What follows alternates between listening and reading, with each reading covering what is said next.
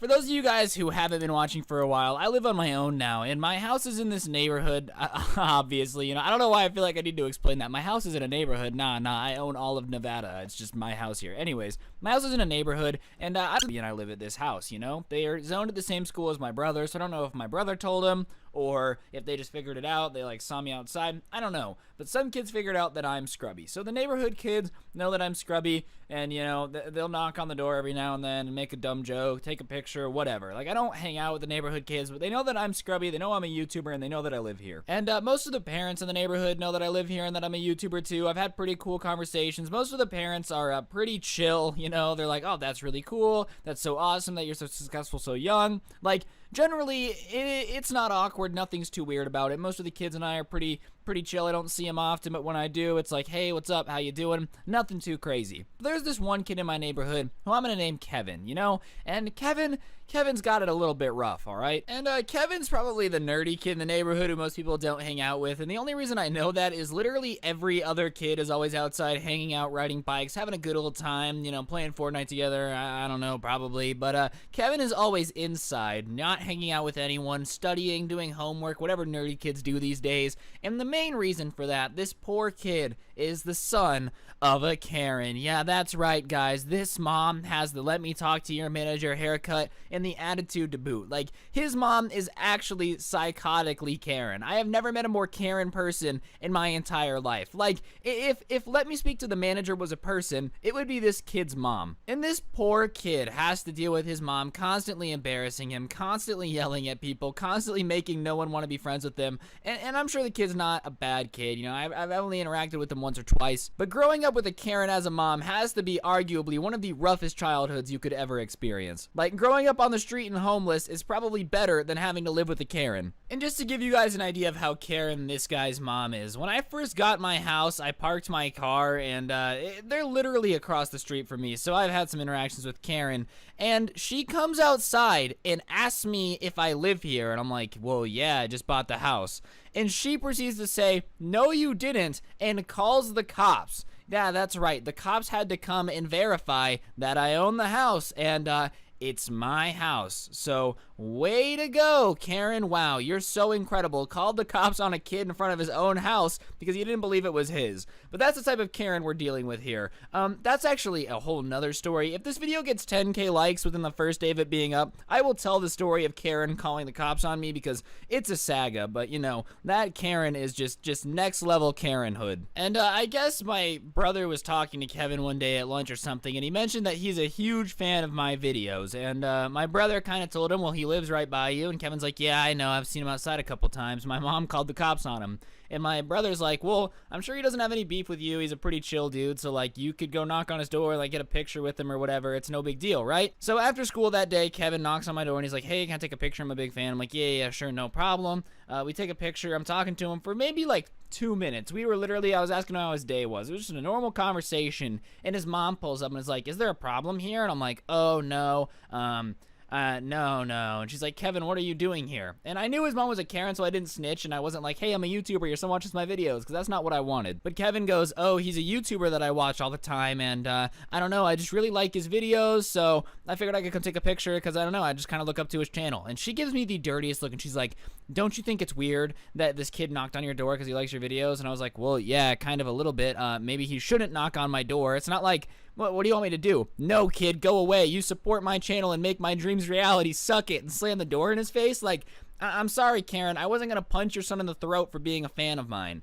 But whatever. The mom kind of like bickers back and forth with me about how I shouldn't answer the door. I don't really know what she was telling me. I shouldn't take pictures with the kids who are my fans. I don't know. Something along the lines of, it's inappropriate for me to take pictures with kids that are my fans, but I don't know. I don't think that's weird. Maybe I'm in the wrong, all right? Maybe I'm in the wrong, whatever.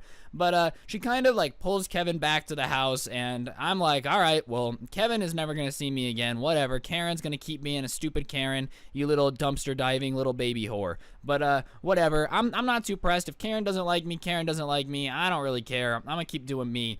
But anyways, a couple days later, I get a knock on my door, like a furious pounding of knocks on my door.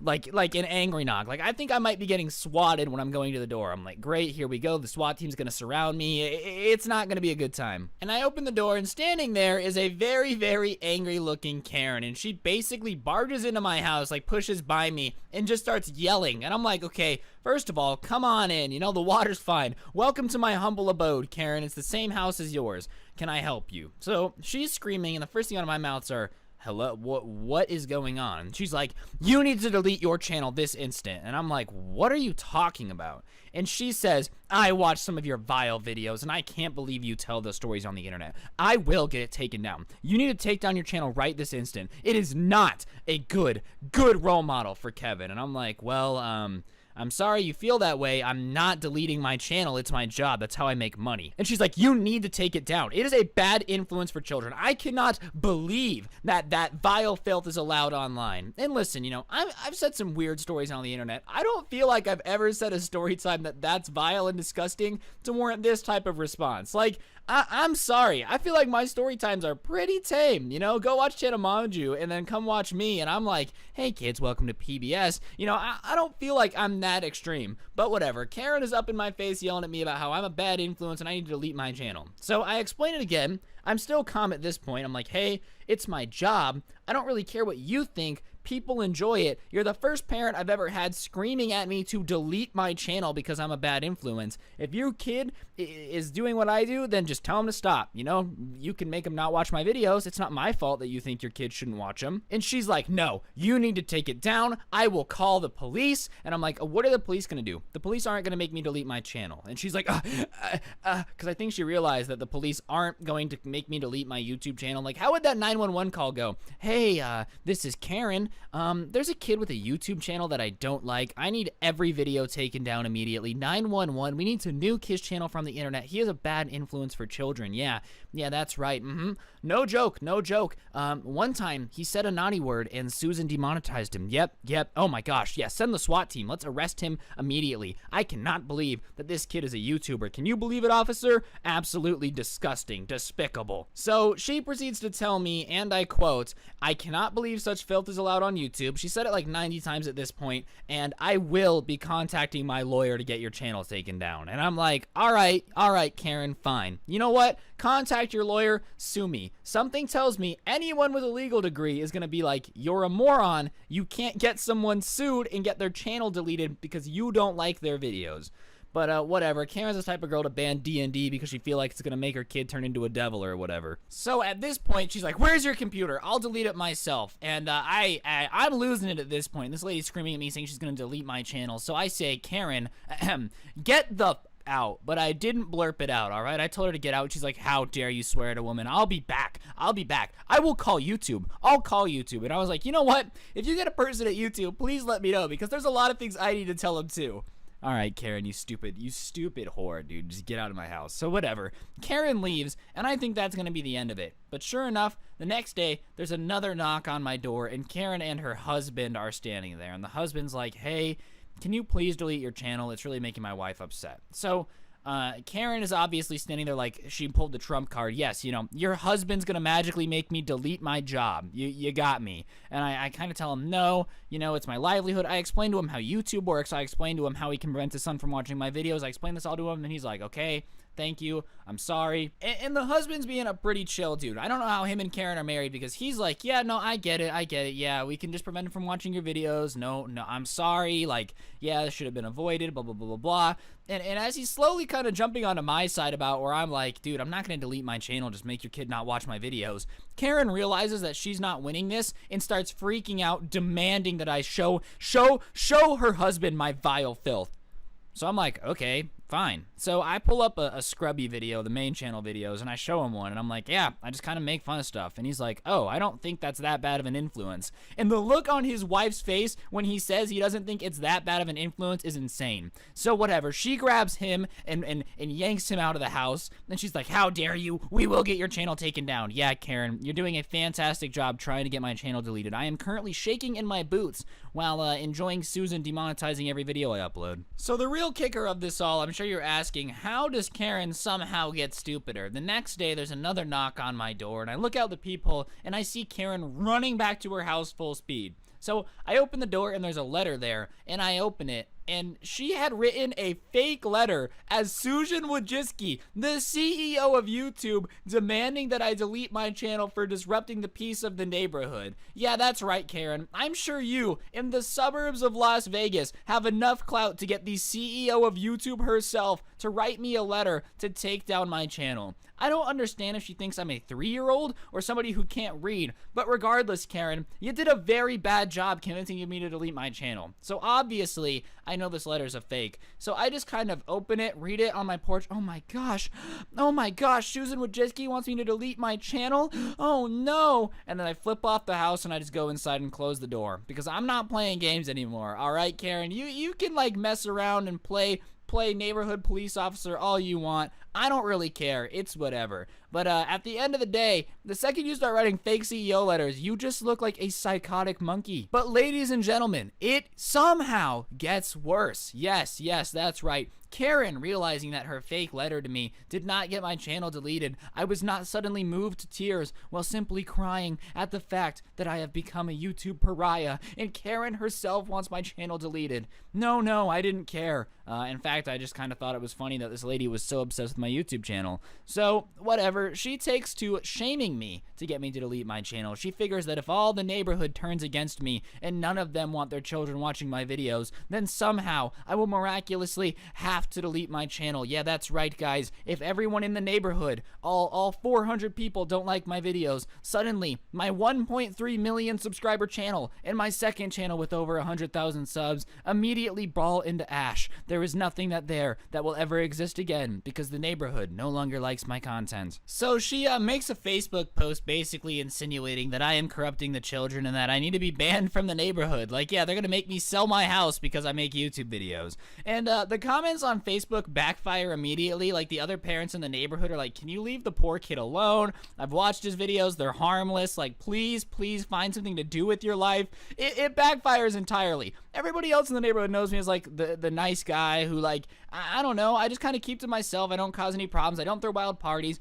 My videos are pretty tame as far as everything goes. Like, let's be honest here. The truth of the matter is my videos are really tame compared to a lot of YouTubers. And Karen, I know you're watching this. I hope you understand that I didn't leak your name for a reason. I could have dropped your full name because you're kind of harassing me and I wouldn't have felt bad about it. But I kept it a secret because I don't want your nice husband and your nice kid to suffer for you being a pathetic wench. But whatever, I digress. So here I am on Facebook reading these comments of everybody being like, leave the kid alone. Holy cow, this is like borderline harassment. We don't want to kick him out of the neighborhood. He's a fine neighbor. You know, like, it's not the end of the world. Please just chillax. And Karen starts dropping paragraph responses to each and every one of these people, basically trying to argue with them that the internet should be banned for all kids under the age of 13 because it's corrupting them. Karen is looking like a full-blown psychopath at this point, and everybody just kind of stops replying to the thread. And I've had neighbors come up to me since and be like, I am so sorry about her. The rest of the neighborhood does not feel that way. Like, all of us think your job is cool. You keep to yourself. You're a nice kid. Don't let this crazy woman make you think that the rest of the neighborhood hates you. I promise it's fine. And it's gotten to the point where there was like a neighborhood pool party last week and I got invited and they just invited the husband and the kid and told Karen that she couldn't come. Like, that's how unpopular Karen has made herself with the neighborhood over the fact that a YouTuber just happens to live a couple houses down. So Karen, way to go. 500 IQ play. You made your neighbors hate you.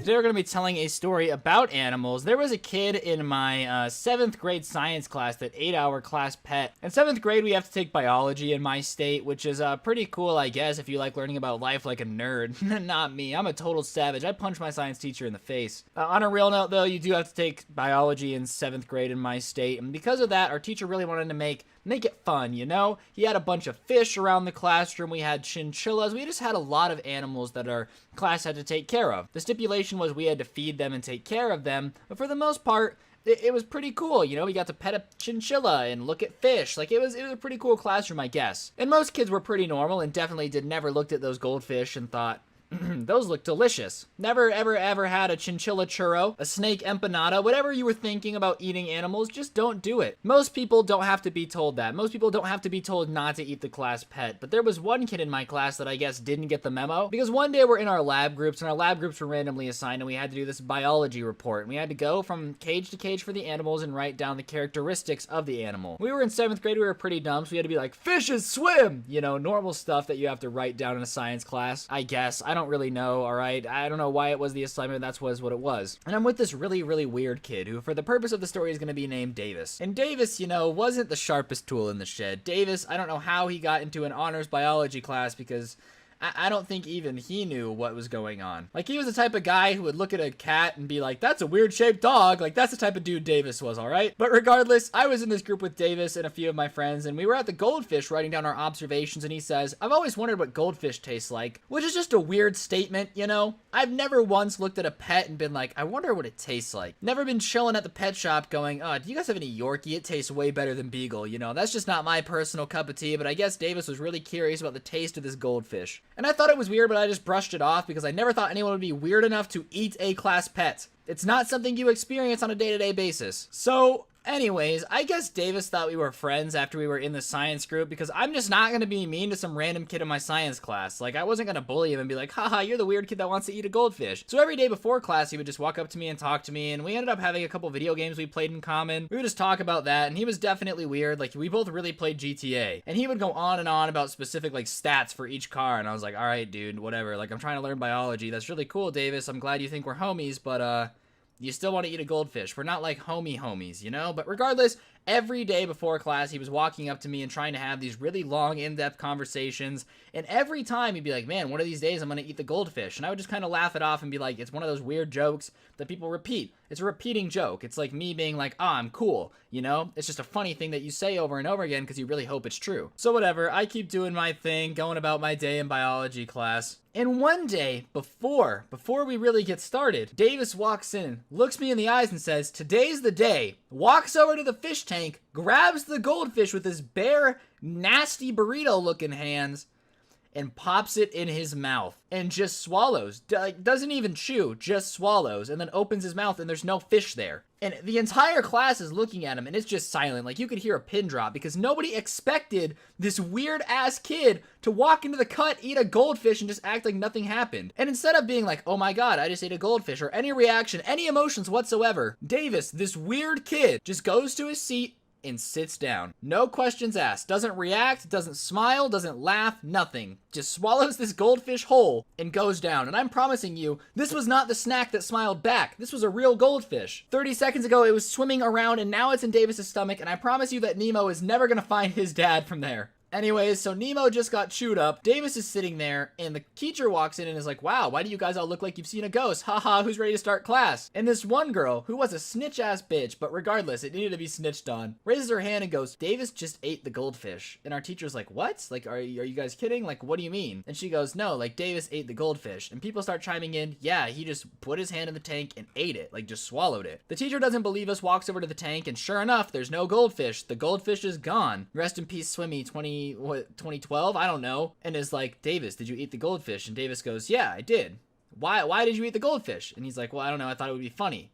And the teacher's just like, I've never, what? And he goes, well, I'm gonna have to send you to the dean's office. And Davis is like, oh, okay, no problem. Doesn't complain, doesn't cry, doesn't get scared of being in trouble, just gets up and goes to the dean's office, right? Super calm about the entire thing. Definitely might be a sociopath, because no one should be that calm about eating a goldfish, but regardless, he got some really fresh sushi out of it, I guess. Well, I don't see Davis for the rest of the week at school. I don't know where he's been. I don't see him for the rest of the week. However, 2 days after I haven't seen Davis, I get a note given to me in math class saying go to the dean's office. And I'm like, all right, well, I haven't done anything wrong. I haven't been selling gum, you know, I'm just living my life. I'm a free man. I haven't done anything. I haven't committed any crimes, whatever. I go to the dean's office. They're like, we just have some questions about the fish incident. And I'm like, what?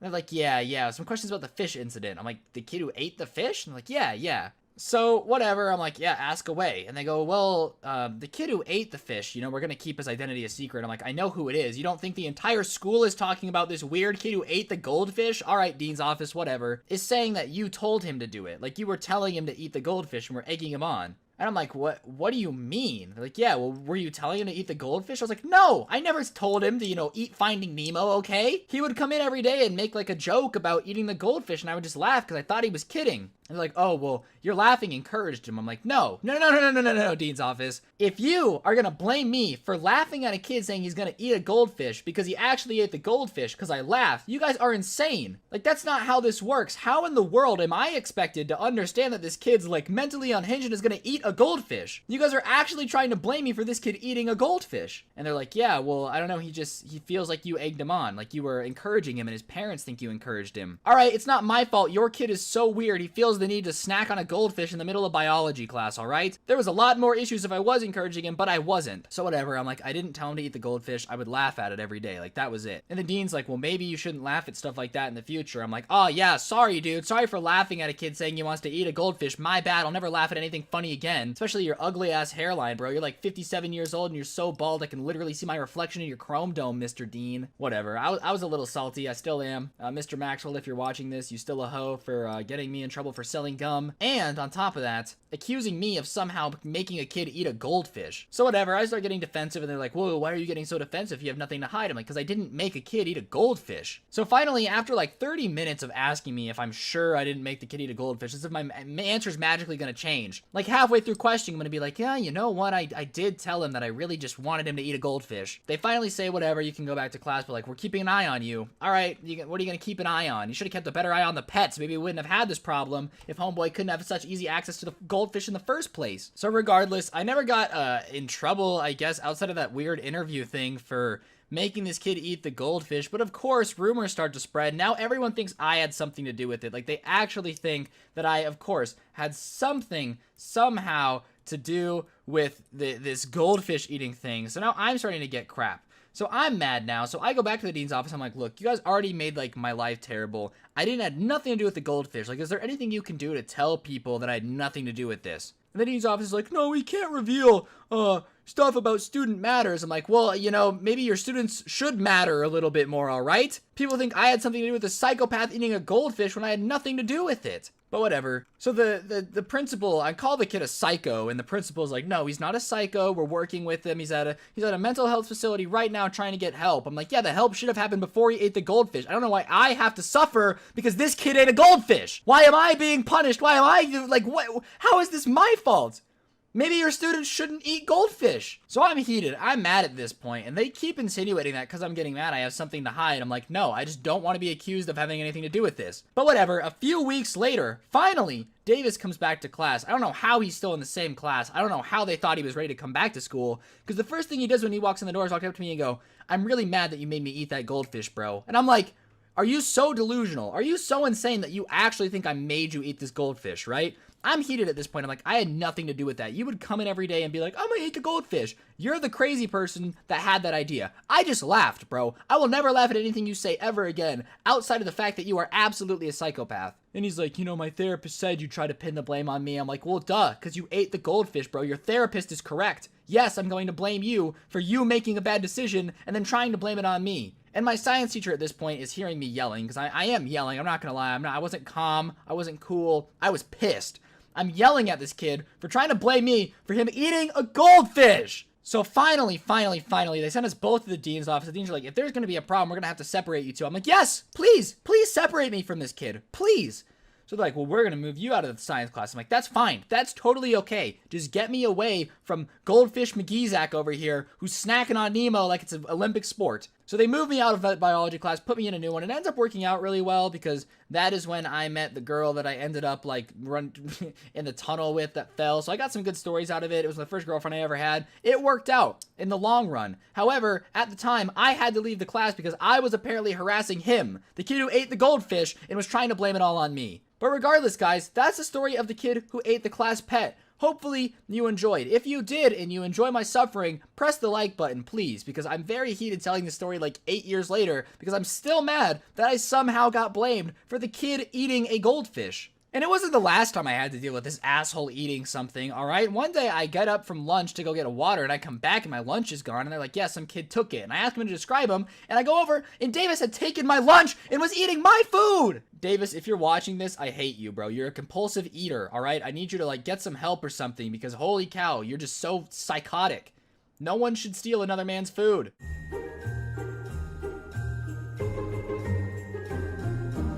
So for you people who don't know who Karen is, she's my neighbor who basically is the definition of a bored soccer mom. May I speak to your manager, haircut having person, all right? Like, if we were at the Area 51 raid, she would walk up to the guards and ask to speak to their manager just to try to get in. Like, she's a very entitled soccer mom who has nothing better to do than to complain about what everybody else is doing, you know? And I told stories earlier this week about how she wants to get my channel deleted, and also told me that I don't live in my house. Like, she was trying to get me and arrested and called the cops on me for coming home. Like, I don't really know what Karen was doing. But regardless, Karen just has a knack for not being able to keep her nose in her own business, you know? And obviously, she is the #1 Scrubby fan on the universe, because for some reason, even though she hates my channel and wants it deleted, she wants post notifications on. Like, she watches every video, which is honestly hilarious to me. Like, here's this 37-year-old woman who hates my guts, wants me evicted from my house, and wants my channel deleted, but she also loves me enough to keep notifications on for me. Like,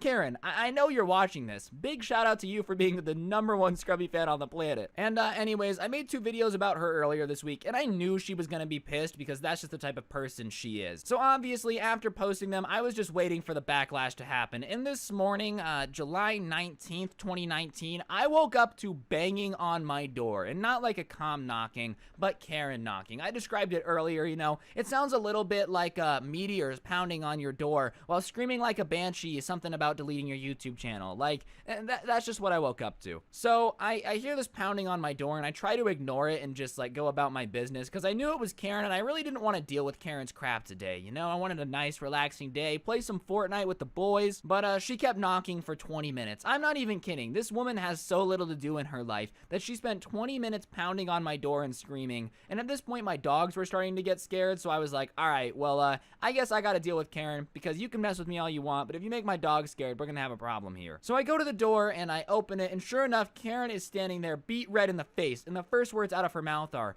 "You need to open your door faster." Which, first of all, Karen, I'm not sure if you know this, but I don't want to talk to you, you know? And second of all, I don't have to do anything, you stupid idiot. Like, I understand you're a soccer mom and you got nothing going on, so you answer the door really quickly, but maybe people just don't want to interact with you, alright? Like, I'm sorry, I don't owe you a thing. I don't have to answer my door faster just because some lazy soccer mom who wants to get me evicted from my house is really mad at me. But whatever, that's the opening note. So very clearly, Karen is in an incredible mood. Everybody can tell that she is ready to have a normal, civil conversation, and we maturely discuss the YouTube videos, right? Nah, there wouldn't be a story time if Karen wasn't insane. So after she tells me to open my door faster, I just look at her and say, "Can I help you, Karen?" And she basically says that I need to take those videos down immediately because I'm slandering her good name in this neighborhood. Which, 2 things. First of all, you don't have a good name in this neighborhood because nobody likes you. Like, everyone knows you're a crazy person. But anyways, I also do this thing on my channel, I don't know if you guys have noticed it, where I don't say people's real names, and there's a very specific reason for that we're about to get into. So I look at her and say, "Karen, what videos are you talking about?" And she says, "The videos about what I did to you, about your channel, and the police." Like, I get it. I might have been wrong to call the police on your house, but I do stand by what I said about you being a bad influence for children. Which, you know, way to get me to do what you want by, you know, basically not backing down on anything. What a humble person, Karen. But anyways, I just look at her and I say, "Karen, I haven't posted a video about you. I don't know what you're talking about." And the look on her face is beet red, and she's like, "Yes, you did. Here's the 2. And she pulls them up and plays them, and I'm like, "Yeah, I know what videos you're talking about, but when did I say your name? When did I say it was about you?" And at this point, the look on her face becomes very clear, and she's realizing what I'm saying, and she's like, "Well, I know they're about me, and I want them deleted immediately." Well, Karen, get dabbed on. I just defaulted danced on your entire argument because, Here's the shocking truth. I never said your name. You can't prove that they're about you unless you're admitting that you're a crazy person, in which case, you're admitting that you harassed me and tried to get me kicked out of my house and called the cops for no reason. So you know what, Karen? If you're listening to this, go ahead. Admit that they're about you. Confirm it. But that just means that you're guilty of everything too. As of right now, I'm not gonna go to the cops. I'm not gonna do anything because honestly, I'm fine with you making a fool of yourself. And as for you, you really don't have any ground to stand on because I'm not talking about you.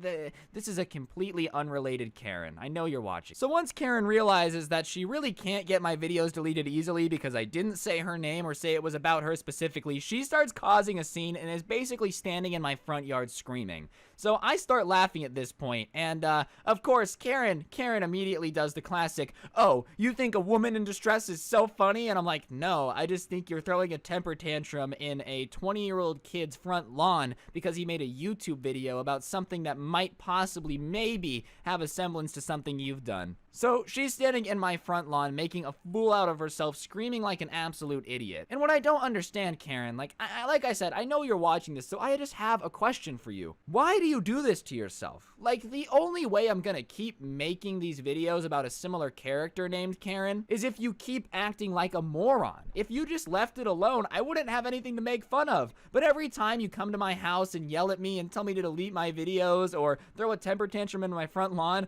all you're giving me is more content to make fun of you for. Like, don't you understand that you should just stay away if you really hate my videos that much? Because all it's gonna do is make you look like an idiot? That might be giving Karen too much credit, alright? She's probably not smart enough to think it through that far ahead. So like I said, Karen is freaking out in my front lawn and I'm laughing and she's mad that I'm laughing. So the next words out of her mouth are, "Well, you know we have neighbors that are lawyers, right?" And I don't think Karen understood what I said when I said, "You can't actually sue me for anything I've done." But beyond that, what I don't even understand even more is this. Okay, Karen, let's say that you spend all your money to sue me, right? You're forgetting that you harassed me, which means I can just bring that up too. Like, you don't just get a get out of jail free card because I made a YouTube video that might maybe be about you. I'm not confirming it's about you, Karen. So whatever, I look at her and I'm like, all right, then feel free to go get our lawyer neighbor and come back when he's here because you don't have any legal ground to stand on. So you know what, Karen, if you're gonna throw around threatening lawsuits, that's fine. I'll be here. If you need anything, let me know. And I close my door, which obviously makes her more upset because now I'm ignoring her having her temper tantrum and just going about my day. So obviously that doesn't make her too happy. So about 5 minutes later, I hear another knock on my door, and this time it's Commerce. So I answer, and it's one of our neighbors who lives on our street, and it is the lawyer neighbor. So I just kind of am like, "Hey, dude." And he's like, "So can I talk to you for a second?" I say, "Yeah." He says, "Can I come in?" "Sure." So the lawyer guy comes in and he's like, "Apparently you've been harassing Karen and making YouTube videos about her." And so I explained to him the situation because Karen basically lied to this guy and said I like leaked her address and told my fans to harass her, which is just not true. Like, if anything, I said specifically in a story the other day, I don't ever want you guys to go after anyone I ever talk about, ever. Like, I really never want that to happen. That's not the point of these stories. So he basically asked me what's going on, so I tell him everything, I show him the videos, and he's like, "Well, you never said her name or that it was about this specific person." And I was like, "Exactly. So technically I didn't do anything wrong, right?" And he's like, "Well, I mean, it is America, so people can kind of sue for whatever, but I don't see much of a legal footing for her to be on." Karen actually went to a lawyer and was asking him about if she could sue me, lying about what actually happened. So at this point, I'm pretty ticked off with Karen. So I basically ask him if I have any grounds for a restraining order or something. And he's like, "Well, I mean, yeah, but that would be really hard because she's your neighbor." And I was like, "Yeah, that's fair. She just won't leave me alone." And he's like, "Yeah, I know." So obviously, I'm like, this is weird. I don't know what's happening. So the lawyer guy leaves, and about 15 minutes later, I get another knock on my door. Keep in mind, normally I might have like 2 or 3 people knock my door a week,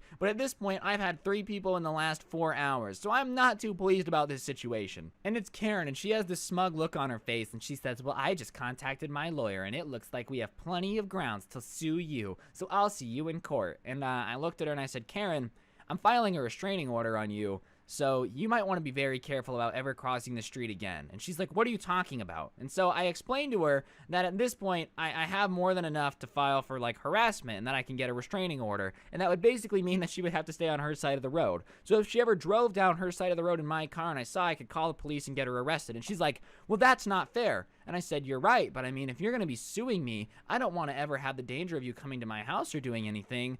And at this point, she kind of picks up when I'm putting down and is like, "Fine, I won't sue you, but I better not see any more videos about me on your channel. Do you understand, young man?" And I looked at her and said, "I understand what you're saying, Karen. Have a good day." Because I did understand what she was saying. I just didn't promise that I wasn't going to make any more videos about it. So yeah, that was my morning with Karen, you know? She's sued me or threatened to sue me twice. I'm pretty sure she probably lied to her lawyer about what was going on too. My lawyer friend basically told me I could hit her for harassment. Well, he's not my friend, he's my neighbor. And yeah, Karen, you are a psychopath. Please leave me alone. Like, if you leave me alone and stop bothering me, the videos are gonna stop. But every time you do something to make yourself look like a crazy person, I'm gonna make a video about it, and I'm gonna get paid to make fun of you. Like, is that really what you want? Regardless, that's the situation at hand, guys. I will keep you guys updated. I really didn't expect her to come at me this hard for the videos. I thought she was just gonna complain and, like, post on Facebook, but, apparently I really hit a nerve. I don't know. It's all this attention she ordered. All the attention she was complaining about wanting to have, I finally gave to her, so I don't know why she's so upset. But either way, hopefully you guys are on my side here. My only question is, like, what am I supposed to do here, dog? This is my neighborhood. Am I supposed to just not go outside anymore? Like, Karen is a psychopath. I'm scared.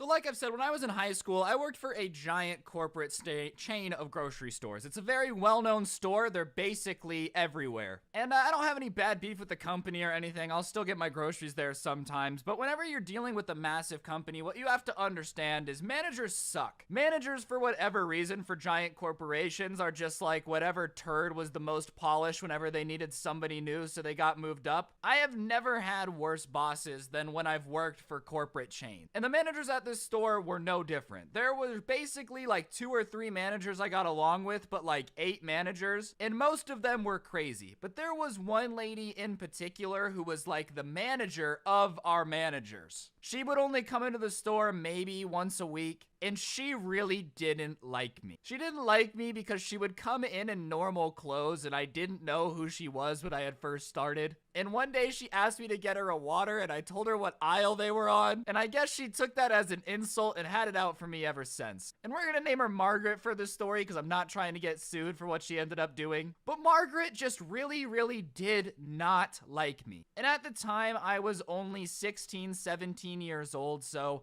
I wasn't exactly like an adult. Legally in the United States, 18 is the age of being an adult. And when you're not an adult in the state of Nevada, you're not allowed to work past 11 p.m. on work days due to the laws involving school or whatever. It is literally illegal for people to schedule you past 11 p.m. if you're under the age of 18. That's just how the rules work. I don't make them. It's kind of stupid, but whatever. And this Margaret lady hated me, and almost immediately after I accidentally told her what aisle the water is on, as if that's a crime. Like, even if I knew who this lady was, it's not my job to go fetch her water whenever she wants. I'm not your slave, okay? I'm here to bag groceries. I'm only a slave for the people that are buying them, all right? Everybody else can get their own water. Real talk, I just didn't know, but she hated me, and almost immediately after that happened, she starts scheduling me on nights. I would have to start work at 11 p.m., and I would get off at 3 a.m. That was when I was supposed to be working. Only problem is, I'm a 16-year-old kid who goes to school.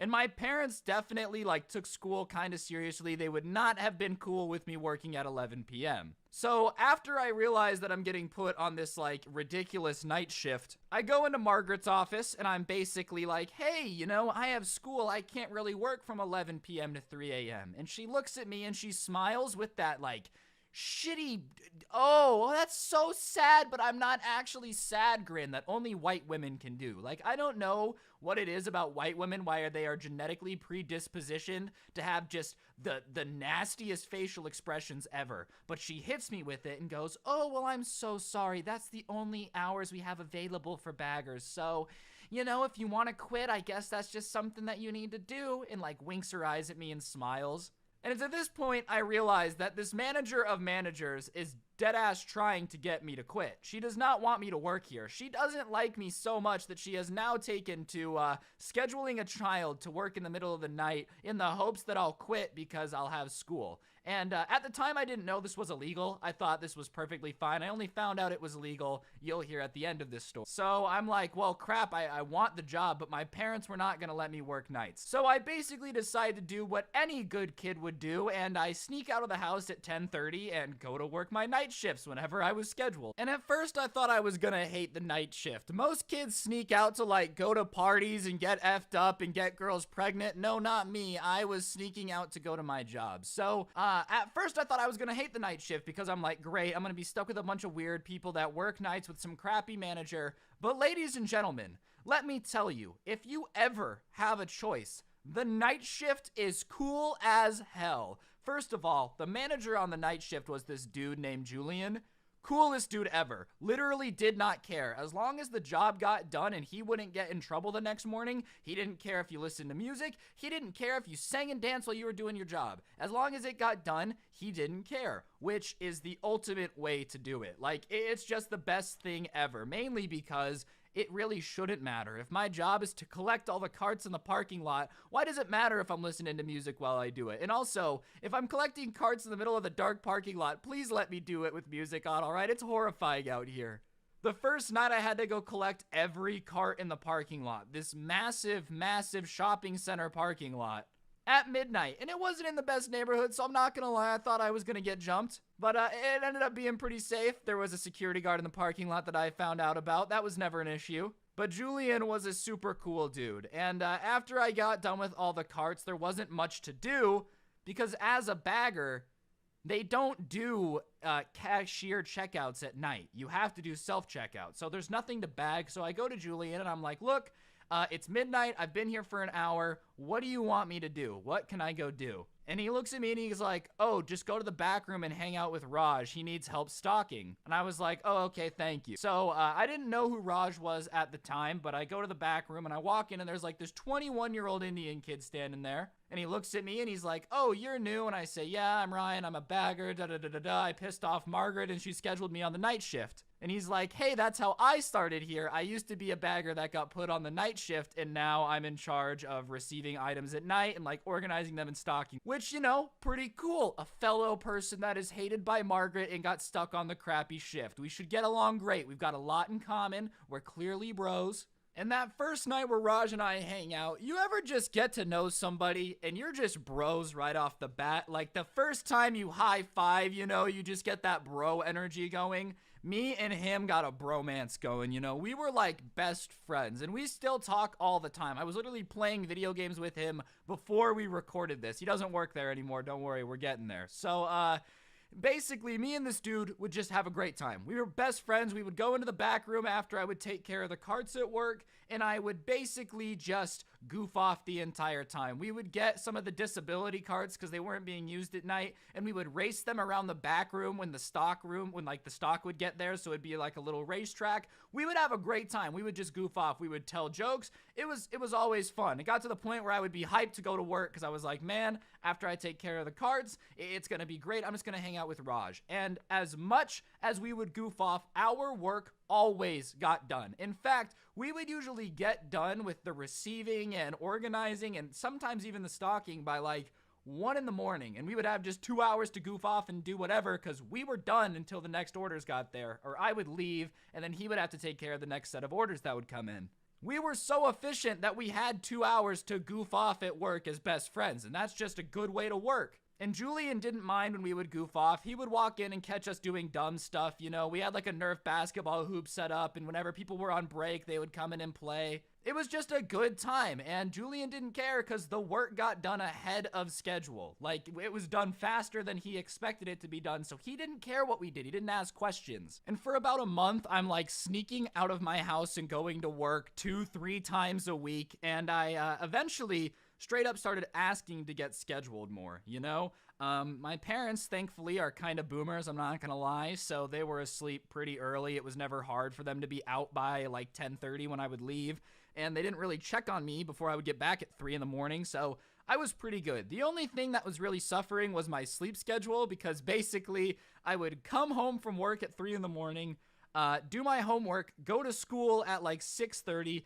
come home at 1, sleep until like 10 p.m., eat dinner. Like, my sleep schedule was wrecked. Thankfully, my parents just bought the excuse, oh, I'm a teenager, I just need to sleep a lot. It was wrecking my schedule, but I started working like 5 nights a week on nights with Raj, just goofing off in the back room. Every night he would work, I would work, and we just had a good time. And it was always Julian as the manager. He was the only manager that liked being on the night shift. And everything was cool. It was the perfect system. Everybody who worked nights was pretty cool. We would goof off. We had a Nerf basketball tournament. We would race the carts. It was a great time. Some of the best memories I've ever had working a job happened while working nights for this grocery store. And everything's perfect up until the Fire Nation attacks. And the Fire Nation attacks like a month and a half into me working the nights and having a great time doing it. So Julian, the manager, had the 3-strike rule, and it was his own personal philosophy. A lot of managers say the customer is always right. It's our job to please the customer. That's the only one that matters. And Julian had a 3-strike rule that basically worked like this. You had to be nice to somebody being apparently rude to you 3 times before you could be mean back. And if they said anything nice, the strikes reset. So if somebody said, "You're an idiot," and then apologized, it would reset. But if somebody said 3 mean things in a row, he felt like you were good to be mean back. And when you work nights at a grocery store, the people that come in at night aren't always, the most quiet, classy people in the universe. A good majority of the time, they're the crackheads that also need to get groceries. I'm sorry, I'm sure a lot of you are normal. If you're typing right now, "Hey, I shop at nights and I'm normal," you're probably normal. You are not the people that I'm talking about. But, I live in Las Vegas. There's a high crackhead population. Occasionally, they wander into a grocery store or two. So this would have to come into effect every now and then. Somebody would come in and get mouthy, and angry crackheads don't really listen to, "I'm so sorry that you had a concern. Can I please find a way to make this right?" No, you need to say, "Get out, you crazy crackhead." That's the only way to get them to listen. So the people on the night crowd were, for the most part, really nice. Some of the nicest customers I ever had would also come in at night, and, they were great. They were kind. You would help them find their stuff. They would thank you. They'd be on their way. It's just when they were bad when you worked nights, they were really bad. And not in like the Karen way where they're going to complain and get coupons, but in like, "Oh, hey, somebody needs to clean the bathroom because some crackhead just went in there and pooped on every wall." And the people that would make returns at night were usually even worse, because it would be people who had stolen things earlier in the day to try to return it for cash. It happened all the time. So our manager, Julian, is dealing with this blonde lady who is coming in at like 2:30 in the morning to return a cart full of meat that she had taken and forgotten to refrigerate in her house, and it was supposed to be his fault and to give her a refund. Let me put that in perspective. You bought a shopping cart full of meat and didn't bring it inside and put it in the fridge, and you want a refund. You want a small brain refund? Is that what that is? You don't have the brain cells to realize that things need to be refrigerated and that's our fault? The company has to take a loss because you can't think? I don't understand how some people really feel like they deserve a refund some of the time. Like, people would deadass return half-eaten cakes and have the nerve to say, "I didn't like it." Oh, you didn't like it, Becky? Then why the hell did you eat half of it before you noticed, you diabetic weasel?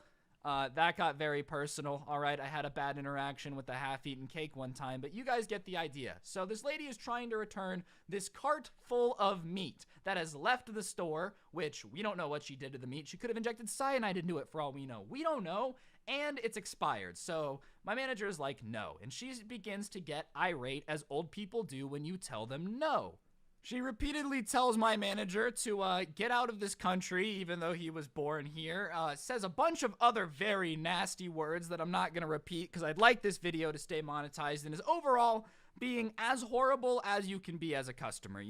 I understand sometimes people are having a bad day. They're going to get irritated when you say no. It's another thing to insult somebody like that. And my manager loses it and tells her that she's a trashy bimbo and to get out of his store and never come back. Which, yes, is it very bad that he said that? 100%.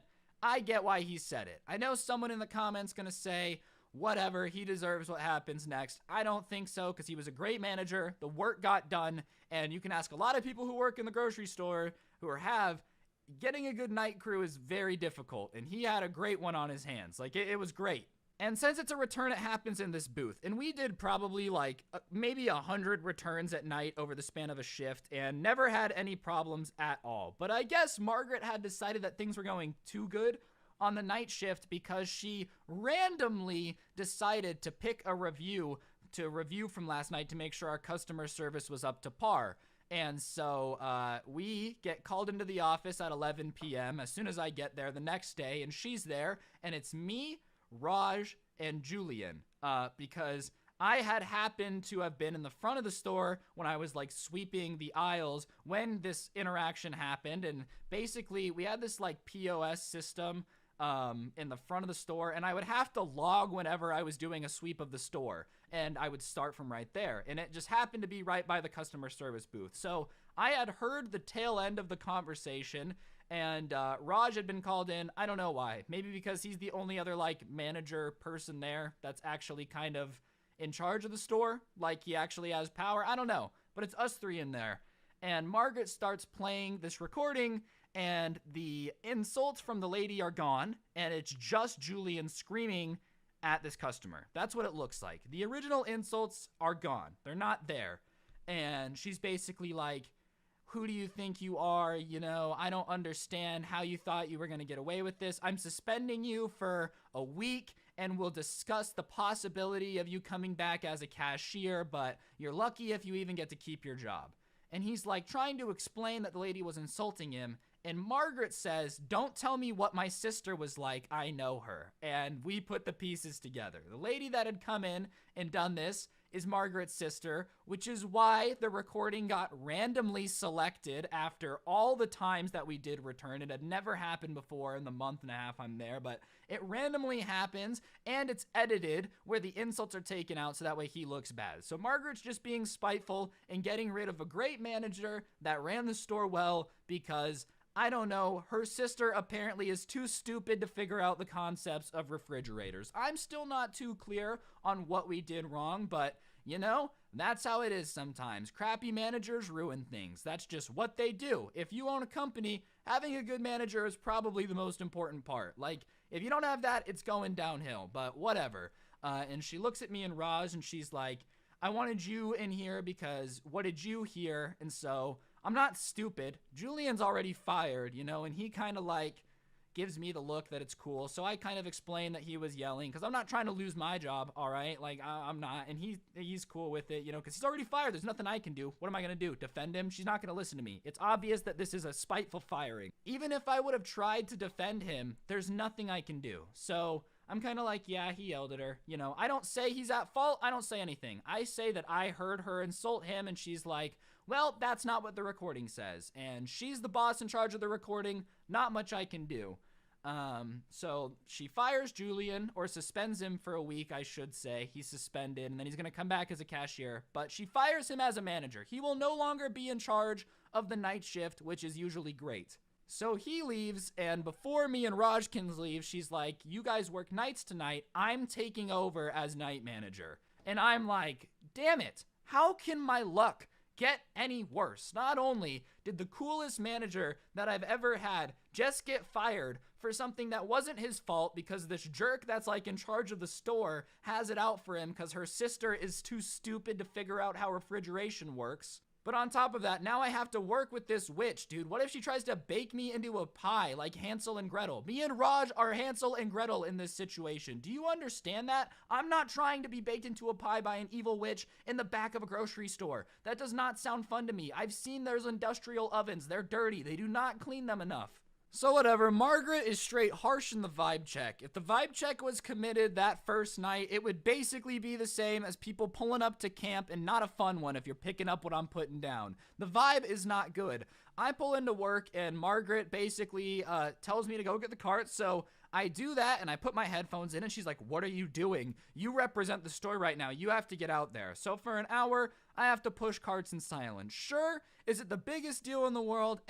Not really. I'm not gonna quit over it, but it just kind of set the tone for everything that was kind of fun about working here is gone. And when you take all of the fun out of working nights at a grocery store, you realize how depressing it is to work nights at a grocery store. You know, like, it's not a very glamorous job once you take the fun out of it and the friendship. Once that's gone, it sucks, because shockingly, most jobs really, really suck. So whatever, I finish up, I go inside, and I'm like, hey, what do you want me to do? And she says, clean the aisles, which, you know, I usually would do later in the night with Raj, but if she wants it done in a slightly different way, Not the end of the world. I can't listen to music. I can't talk to my friend, but I've done it a million times. So it takes me about an hour to clean the aisles, and that's pretty in-depth. Like, I would scrub everything pretty well.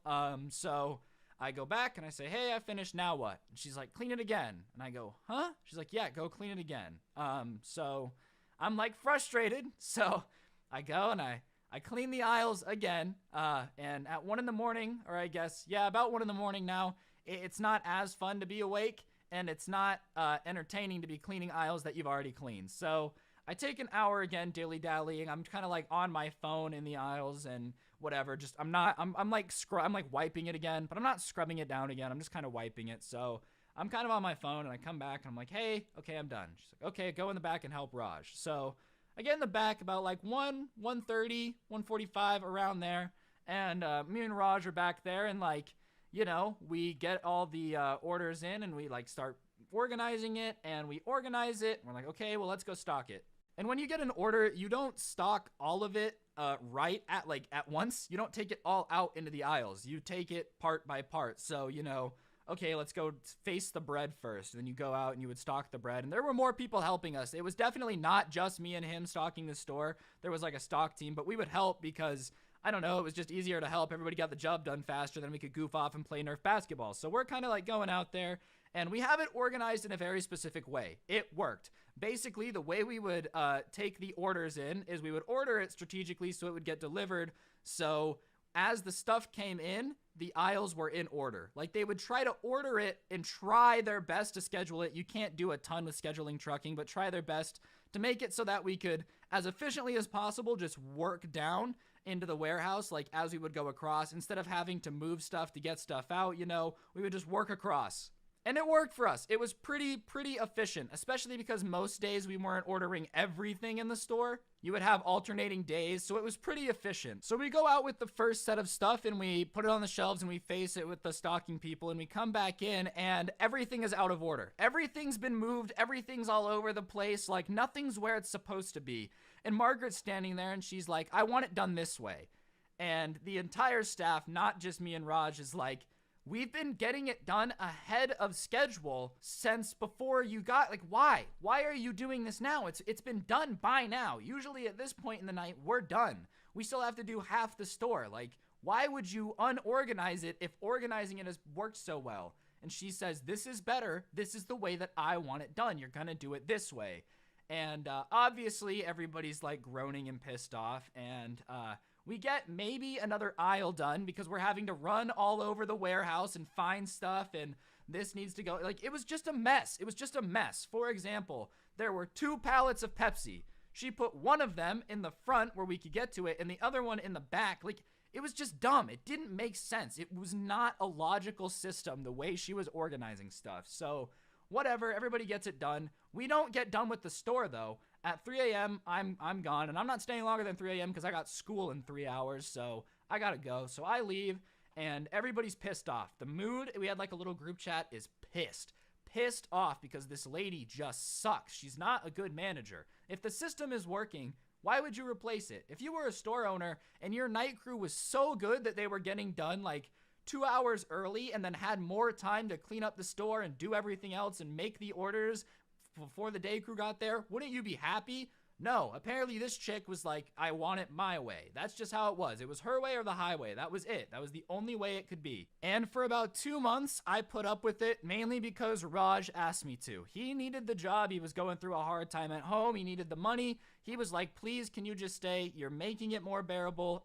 Everybody works well with you. You're more efficient than anybody that could replace you. Can you please just stay? So I'm doing it for my friend. I hated it. It was boring. It sucked. I couldn't listen to music. We couldn't goof off. We couldn't play Nerf basketball. And our work got done slower. It got to the point where the day crew was having to show up and help us. That's how slow she had made us. We went from being done before I would leave to now, like, not being done by 5 a.m. That's how bad it had gotten at one point.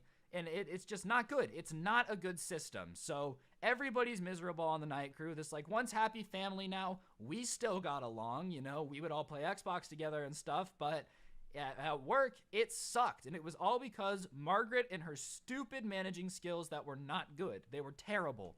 So at this point, it had been a couple months since the original incident, and it was getting close to around the Thanksgiving time. And at this point, Julian had been a cashier again for a while, and they moved him back to being in charge of the night shift. I think mainly because Margaret's a boomer and didn't have a very easy time staying up all night. Like, I think it was hard on her. So we get Julian back, and almost as soon as he gets back, Night Crew gets back to being efficient right away, to the point where the store owner wrote Julian an email basically saying, like, thank you so much. You know, it was really stressing me out because I was getting all these emails about how behind we were with deliveries and we had to have truck drivers waiting. It was just not good. So thank you. And we were efficient and the fun was back. We had Nerf basketball again. We were having a great time. Everything was awesome. It was great. It was literally the best. And then, of course, everything gets ruined on one night. We get through the holiday season, which is always a madhouse, except before, like, 2 weeks before Christmas-ish is around when this is going down. So everything was going great. You know, we get back on track for a couple weeks. Everything's going good, but we get through the holiday rush, which is crazy. There's a lot more deliveries. People are buying more stuff. You get the idea. And, you know, I don't remember like a super great timeline. So if some of this overlaps, I'm sorry. Weeks feel, you know, different like 4 years later. It's a lot different with time. You guys understand the vibes. So anyways, a couple weeks after we had gotten back on track at like 2 a.m, which was when we would be done, like I said, we're in the garage and we're waiting for the next deliveries that didn't get there until 3, which is when I left. And like the warehouse is pretty empty. There's some stock, but we're playing Nerf basketball. And it's like all of the stock guys, Raj, me, and Julian. Everybody is back there gaming. And sure enough, like the garage door, which was usually not supposed to be open unless there was a truck there, comes open, and standing there in her sedan is Margaret with her hands on her hips with the owner of the store. And as it's opening, as if it's in a movie, dude, I shoot a 3-pointer that swishes, but like I'm jumping as they see me. So it has to awkwardly be in the air as I'm making eye contact with the fact that I'm definitely about to get fired, just vibing. I don't think oh shit begins to cover everybody's expression.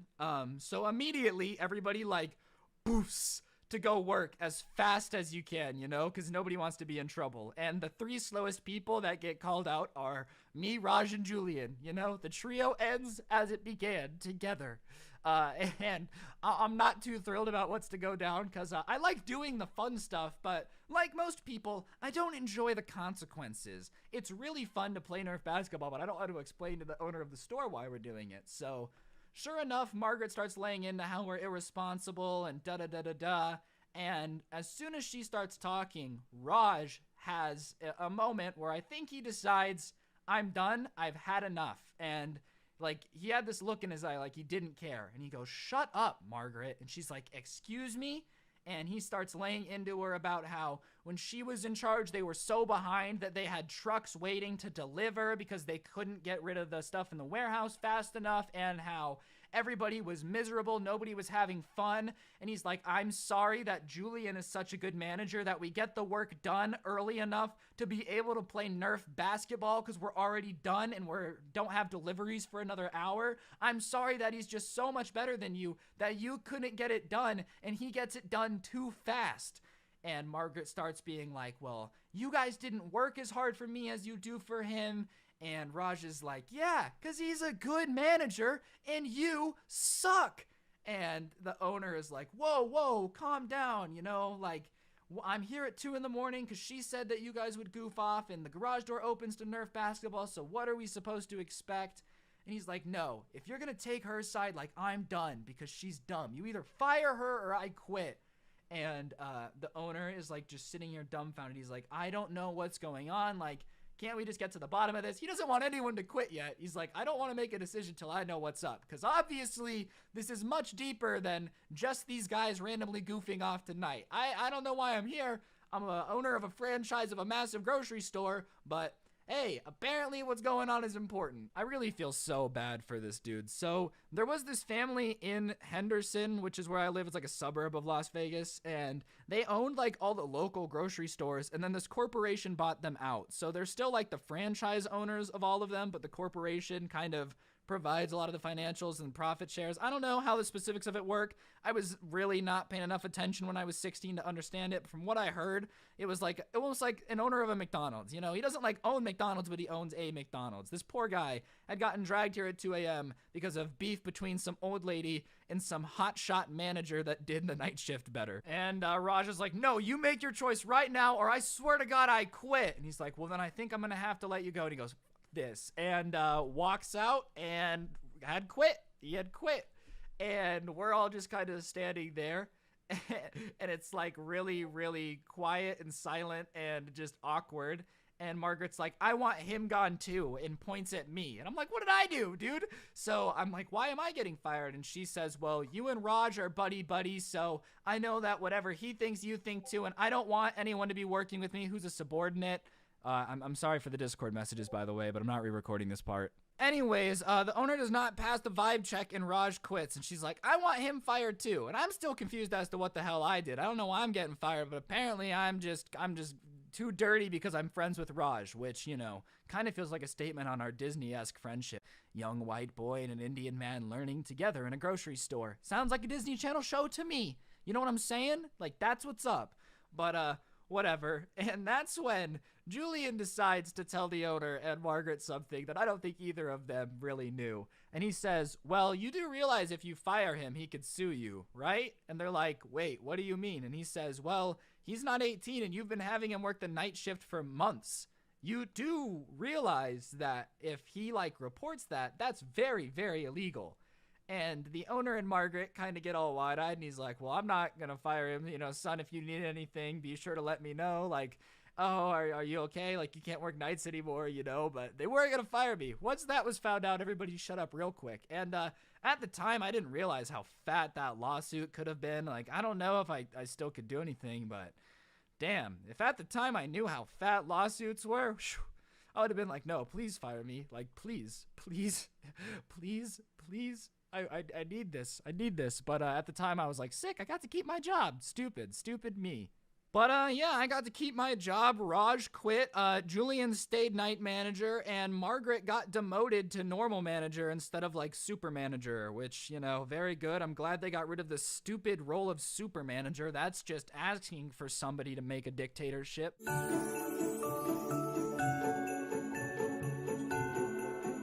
Now, there is something awkward in this story. I kind of did have a sugar daddy, all right.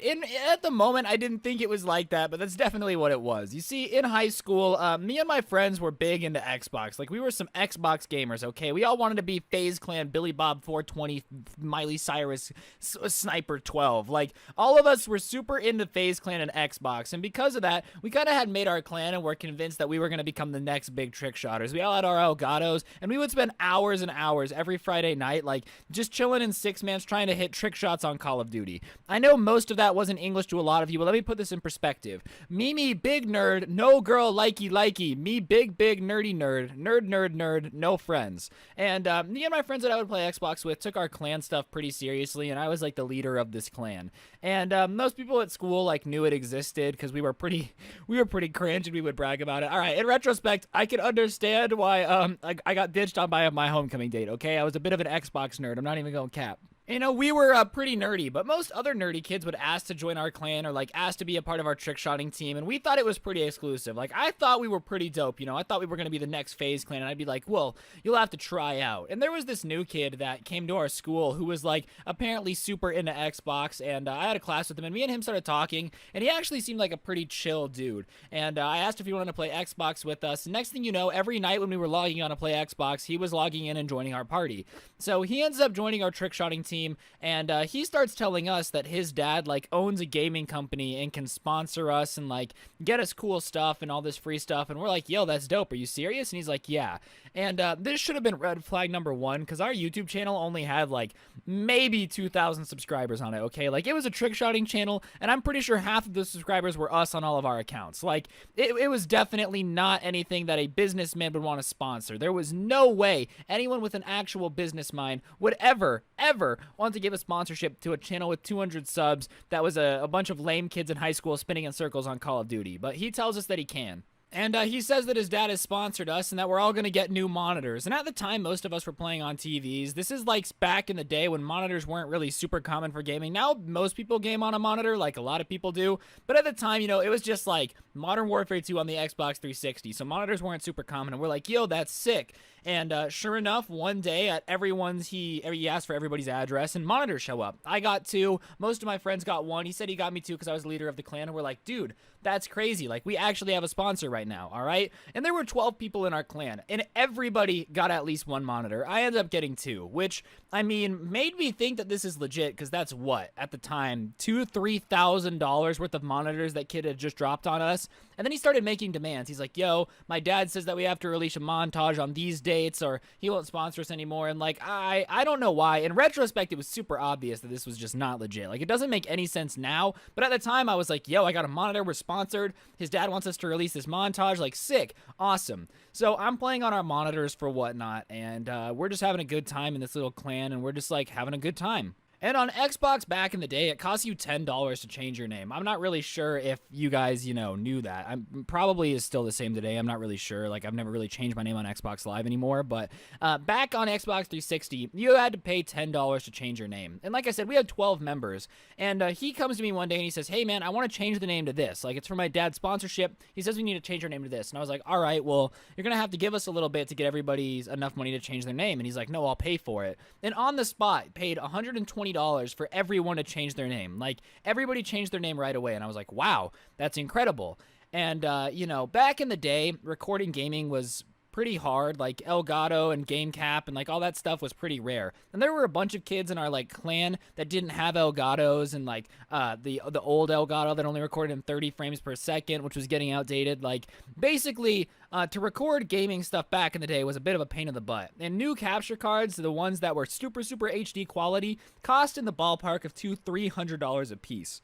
And sure enough, he buys 12 of them. So at this point, if you're kind of keeping track, he's in the ballpark of $6,000-$7,000 that he spent on us, like a week of joining our little trick shot clan. And even I'm like, wow, we're not making any money on YouTube. Like, your dad must see a ton of potential in this, because that's crazy, man. You spent like $7,000 between everybody getting, everything that they needed, the capture cards, everybody getting whatever they wanted in terms of like their name changes. This guy was basically buying monitors, everything we needed to be like a super serious gaming team, which, like I said at the time, I don't know why I wasn't super suspicious, but it was around this point that I started to get fishy. I'm like, why is his dad giving him all this money? Like, where is he getting this from? That's weird. And also, I had never talked to the dad, all right? Like, I've always really loved YouTube and like the business side of YouTube. I think it's super interesting, and so I wanted to talk to his dad about it, and he kept making excuses of why I couldn't talk to his dad. And after a while, I keep getting Elgatos, I keep getting monitors. I was like, whatever, I guess his dad is really busy. He seems really busy, so we just won't talk about it.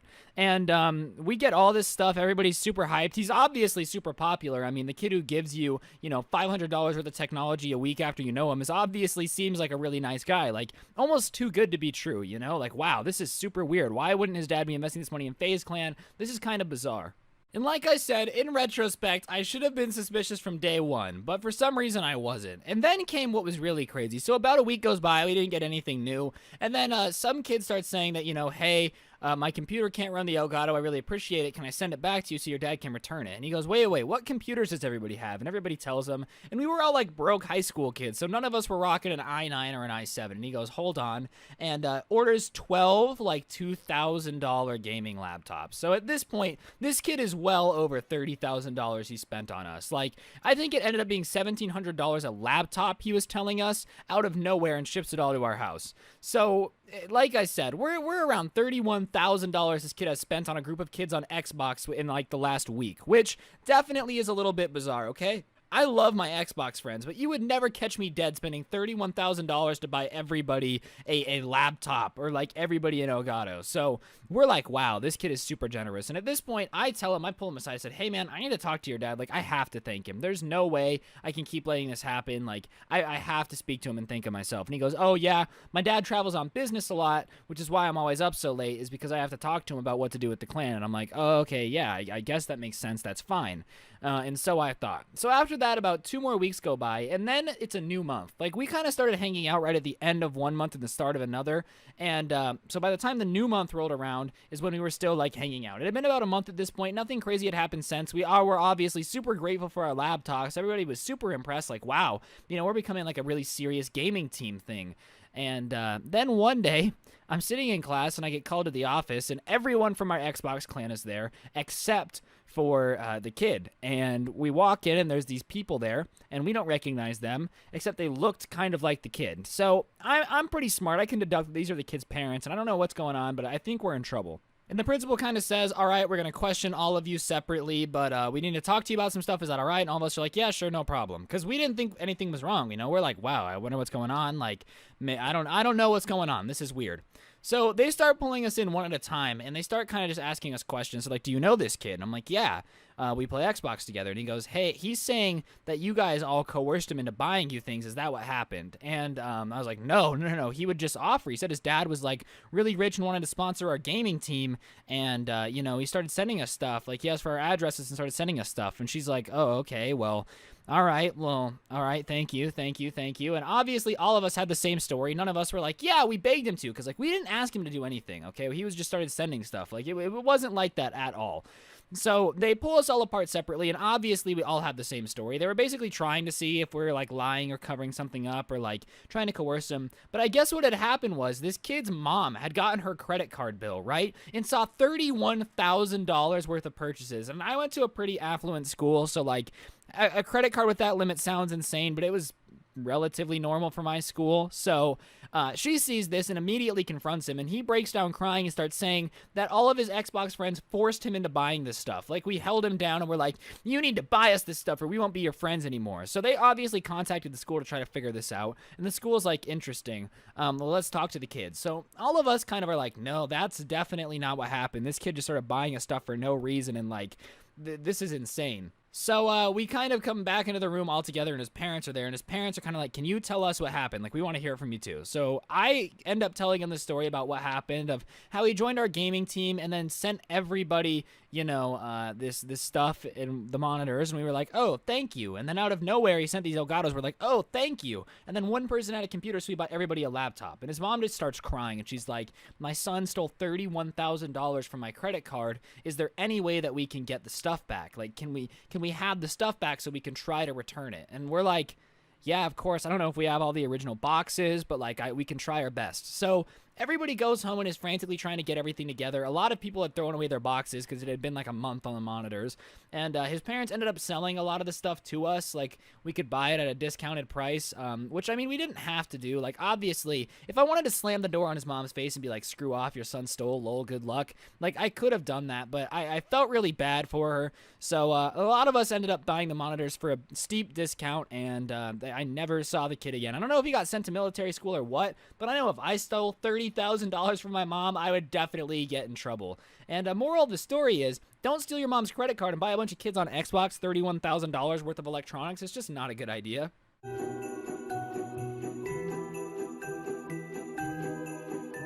So I've had a friend that's been coming over lately, and his name's Grant. We've been making some YouTube videos together for like my third channel, I haven't shouted it out or anything. If you know it, you know it. If you don't, that's fine. It's whatever. But regardless, he's been coming over every morning to record videos and just hang out and have a good time and stuff, considering, we've just been trying to ball out. And he's been up to date with the whole Karen fiasco, and he's been parking his car in my driveway, because whenever he parks it in the street, Karen calls a tow truck company, and then I have to go outside and try to get it towed. And, that's just the type of person Karen is. She doesn't want cars in the street because she thinks it makes her look bad. Like, I'm sorry, Karen. Would you like my guest to park in the bushes? Please tell me where else my guest should park, Karen.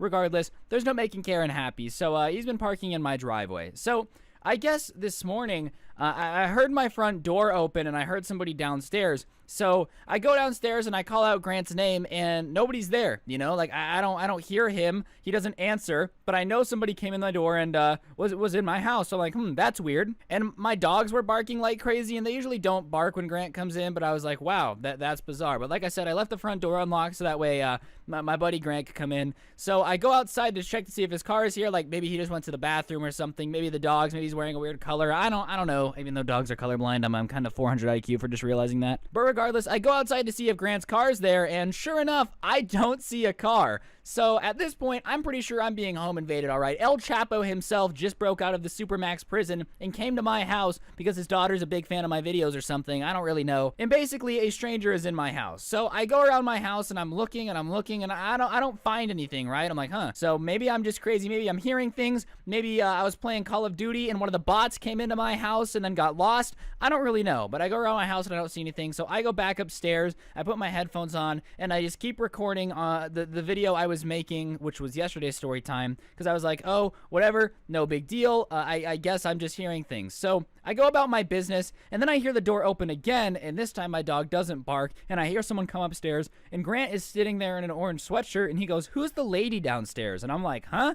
What are you talking about? And he goes, yeah, some lady's sitting downstairs. I think it looks like Karen, but I'm not quite sure. Because Grant and Karen have never had like face-to-face interactions. Because whenever Karen does anything, like call a tow truck or complain about anything about Grant being at my house, she doesn't do it in person. She just like calls and complains and then sits in her window and watches it go down. So obviously at this point, I'm flabbergasted. This means one of two things. Either Grant and I have just discovered that there is a ghost in my house and I need to move immediately, which would make Karen happy, or Karen has just walked into my house and that was what I heard earlier. So I go downstairs and Karen is, no joke, sitting on my couch with a water bottle in my hand. I guess I had missed her because she had gone to my garage. Keep in mind, I never invited her in, meaning that Karen, this soccer mom, this entitled butthole, broke into my house. Like, I'm sorry. At what point do you get to threaten to sue someone and then walk up to their front door, check to see if it's open? If it's open, just walk in, go to the garage and grab a water bottle, and then come back in and start chilling on the couch, right? So obviously I'm like, hello, Karen, you need to get out. Like, I didn't invite you here. You didn't ask to come in. And she basically looks at me and goes, we need to have another chat. And I'm like, Karen, listen,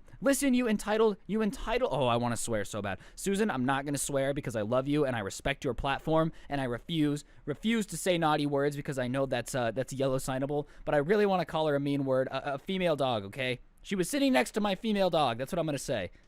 But whatever, Karen said that we need to talk because apparently whatever she needs to tell me is so important that she can't knock on the door, Like, let's just walk into a stranger's house, Like, thanks, Karen, you're an absolute unit. So obviously, I'm a little frustrated at this point, so I'm kind of telling Karen that she's a moron. Like, I'm not too pleased with it. And she basically says, so I've noticed you keep posting videos about me. And I'm like, yes, Karen, and this is definitely going to be a video. And she goes, that's fine, you can post videos about me, but you need to give me all of the money you make from each video. And I'm like, no. I'm not gonna do that. And she says, well, I just think it's only fair that if you're going to make money off of me and my personality, then I should at least be compensated for it.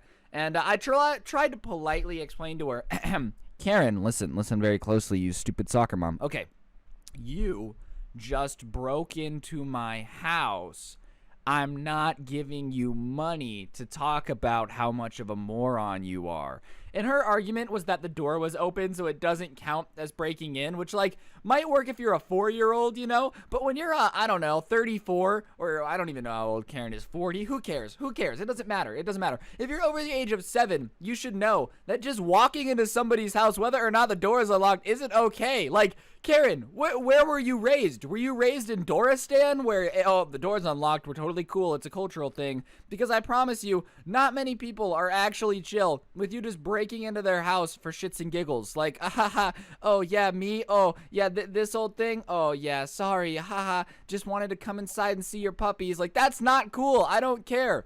But beyond that, Karen obviously wanted the cha-ching I've been making off these Karen videos, and I don't blame her because they're getting a lot of views. People love it because Karen's a moron. So I basically politely tell her, no, I'm not going to give her any of the money for my videos. And she says, well, my husband thinks it would be fair. Like, yes, Karen, your husband, the person who has no relation to me at all. He's not my dad. He's not my uncle, not my grandpa. The only reason I know who your husband is because he's married to your crazy self. And no, what your husband thinks is fair doesn't matter to me. I do not care what your husband has to say, literally at all. Your husband could say I should run for president. It doesn't mean anything to me. And this obviously upsets her. And her next argument is this.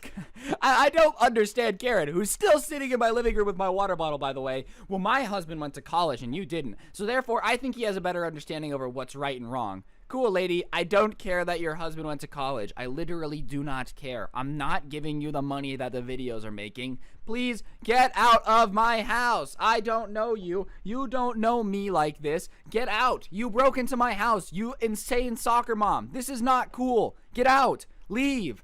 And she's arguing with me. Well, I just think it's very unfair that you won't even give an inkling of thought to my proposal. No, Karen, I'm not going to give an inkling of thought to my proposal from the person who just broke into my house and took my water bottle. And that's the worst of all. She took a water bottle, guys. For just pennies a day across the nation, Karens could use a reusable water bottle. But no, she had to break into her 20-year-old neighbor's house and just take one instead. So at this point, I'm getting frustrated, and Grant can see that. So he says, you know, you go upstairs, because I probably was about to give Karen the old backhand. And he gets Karen out of the house. We lock the door. He comes upstairs and goes, all right, so I definitely thought you were exaggerating the Karen stories a little bit. But after seeing that, I believe you, you know.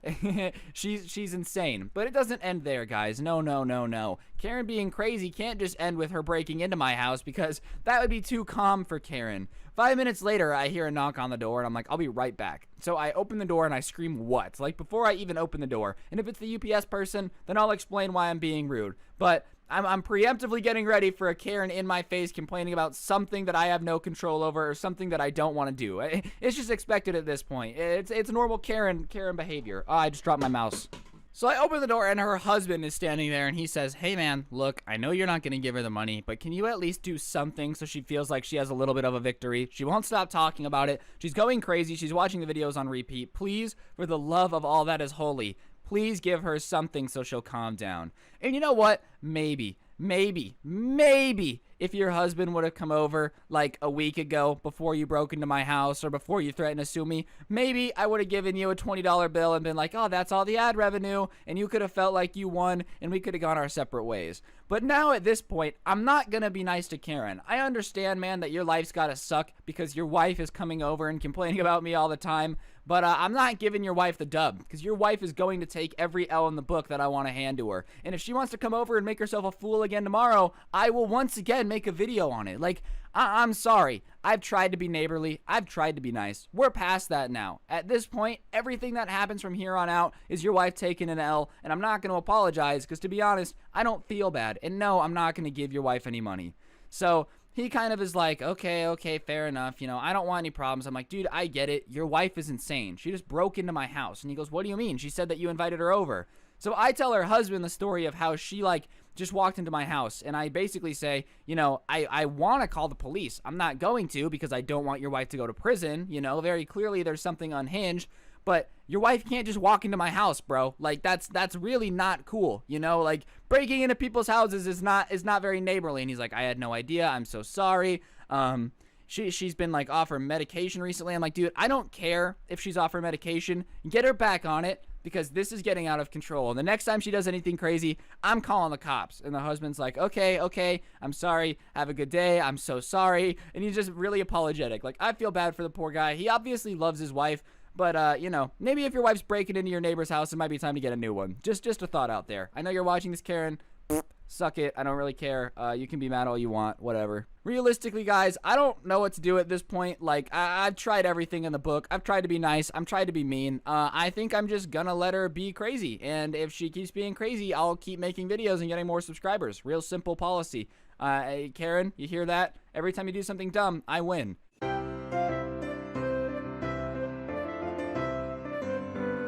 So in middle school, our cafeteria had these bomb brownies for some reason. Like, I know most of the time school lunches are supposed to be disgusting and be shaped like gelatinous blobs that are like gonna crawl off your tray in the middle of lunch. But I'm telling you, dog, I don't know if our lunch ladies just baked these brownies with love, or there was cocaine in them or something, but these brownies were absolutely one of the best things I've ever tasted, alright? But the only problem was they never had enough for every kid at lunch. Like, guaranteed, if you weren't at lunch in the first 5 minutes, these brownies were gonna be gone before anybody got a taste. I'll never forget the first time I I tasted one of these brownies and I realized that nothing else life mattered, you know? Like, honestly, if I had to choose between a wife and children one day or eating these brownies every day, I would be diabetic because I'd be smashing on those brownies every day. But like I said, they were really hard to get our hands on, and me and my boys' class happened to be all the way across campus. And after getting yelled at for doing a full-blown Usain Bolt sprint to the lunchroom every day to try to get these brownies on time, we decided that we had to do something to get these brownies in full, alright? They were too good to pass up on. And what's worse is the entire school was obsessed with these brownies too. Like, it wasn't just a situation where me and my boys thought the brownies were delicious and so did like 5 other people. No.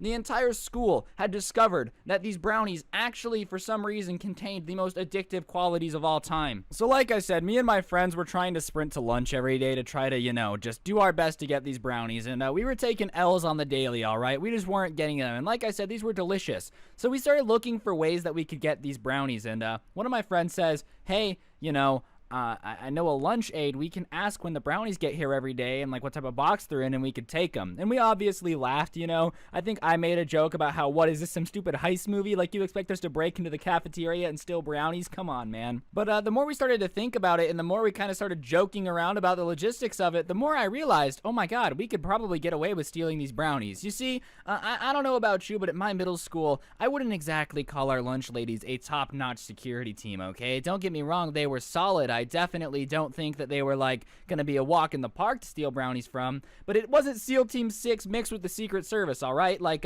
it was 3 overweight women in their 60s who really couldn't care less if we stole brownies or punched somebody in the face or really did anything, you know? Like, they were just gonna do their job, shut up and go home. So we started thinking about it more, and we had this guy in the lunchroom who was our lunch aid connection, and I was like, yeah, I mean, you know what? Let's send it. I honestly think we can get away with it. And, you know, at a certain point, yes, it is wrong to take things from a lunchroom, guys. Don't get it twisted. Don't twist my words here. You shouldn't take things from a lunchroom.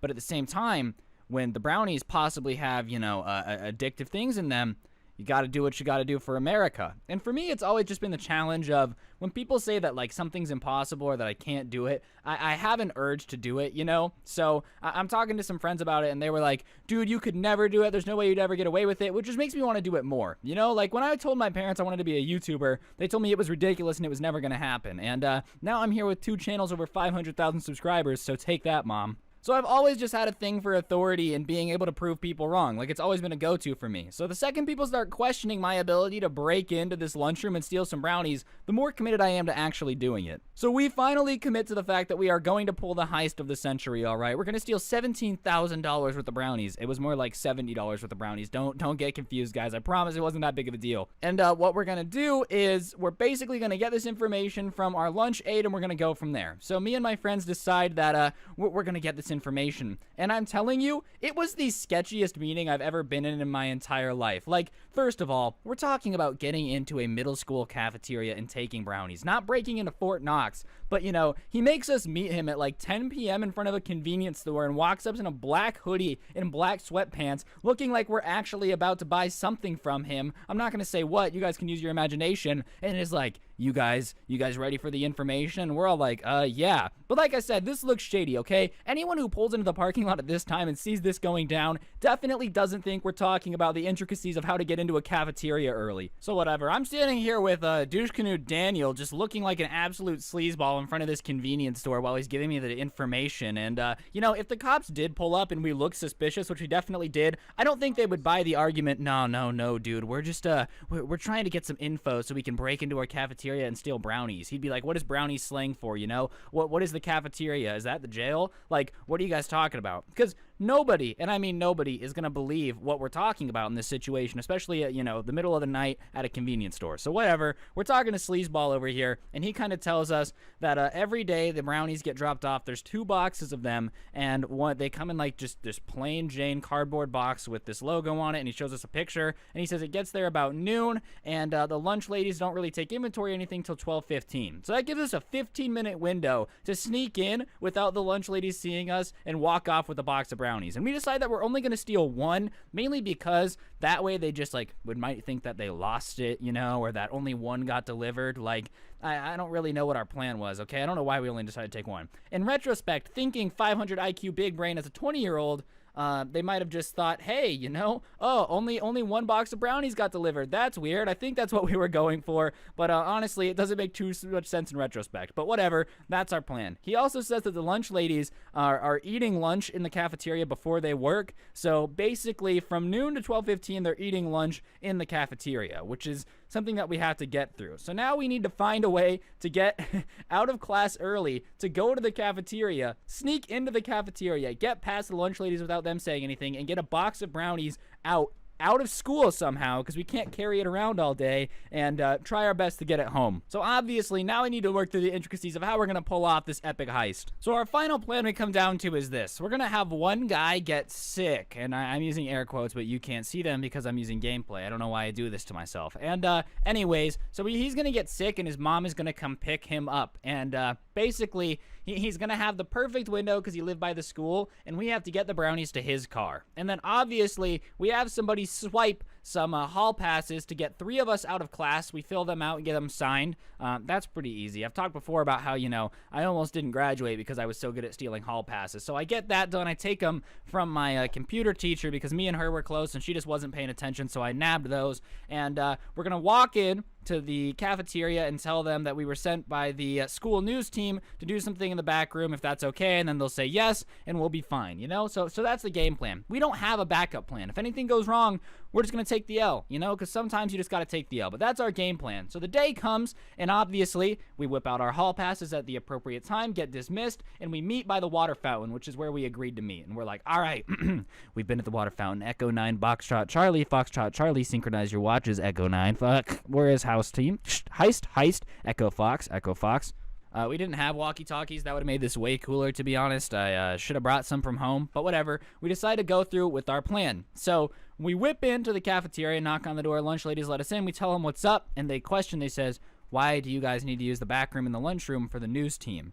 And, me being quick on my feet, I'm a pretty good person at just coming up with bullcrap on the spot to try to get what I want. So I just kind of looked at them and I was like, oh my gosh, did you guys not hear? There's a new bill being proposed on the Nevada State Senate about how lunchrooms now need to be equipped with an extra amount of fire extinguishers, and we are just kind of reporting on whether or not this back room has it. So that's what we're just looking into, just because it's going to be legislative, it's going to cost taxpayer money. And I think I sounded so boring and like I knew what I was talking about so much that the lunch ladies just didn't question it. And that's the real key. If you ever want to get away with anything and you need an excuse to get away with it, if you say it with confidence, I can promise you with all my heart, no one's going to question you. I don't know what it is. Anytime you say something with confidence and are just like, nope, that's how it is and there's nothing you can do about it, people fall over trying to believe you. Like, they'll argue with other people saying how right you were, So whatever. They let us in the back room, and everybody's high-fiving me for my quick thinking. We get to the back. We go out the back door to where the truck is, and sure enough, there are 2 boxes of brownies. So at this point, we're waiting for a text from our friend to let us know that his mom is in front of the school. So we take the box, and one person takes the box back around to the front of the school where the kid's mom is going to be, right? And the other 2 of us had to come up for a reason for us to get past the lunch ladies without this box and explain why our friend was gone. So that's the next issue. So obviously, our friend gets the box to the mom's car. She came to get him because he was feeling sick. And when she asked what the box was, he was like, oh, it's from a school project. And she didn't question a thing. Moms, if you're out there, question things, because 9 times out of 10, if something looks fishy, it's because your kids just pulled a heist and stole a box of brownies. So we get the text that we're clear to go and the bag has been secured. So me and my friend walk back out, say our other friend got sick, isn't in the bathroom. He comes back in, comes out of the bathroom 5 minutes later. We bounce out and we just spend the rest of the day doing what we got to do. We're just like, oh, lunch was great. We didn't get our brownies, but we didn't care. And that night we go over to our friend's house and we ate so many brownies that we all threw up. And you know what the moral of the story is, kids? Whenever you have a dream, if you have a dream, make it happen. As Martin Luther King said, I have a dream. And sure, Martin Luther King did a bunch of cool stuff, but I guarantee you that he never stole brownies from a cafeteria without getting caught. Honestly, we never even got questioned. No one even questioned it. I'm pretty sure the lunch ladies just assumed they only got 1 box that day. But, yeah. We also figured out a little bit later that we could just order them online wholesale and get boxes of them from Amazon. So we ended up doing that. But, that's not as cool as just operating a heist and getting away with stealing a giant box of brownies from your school. Don't let your memes be dream, kids. Get out there and make it happen.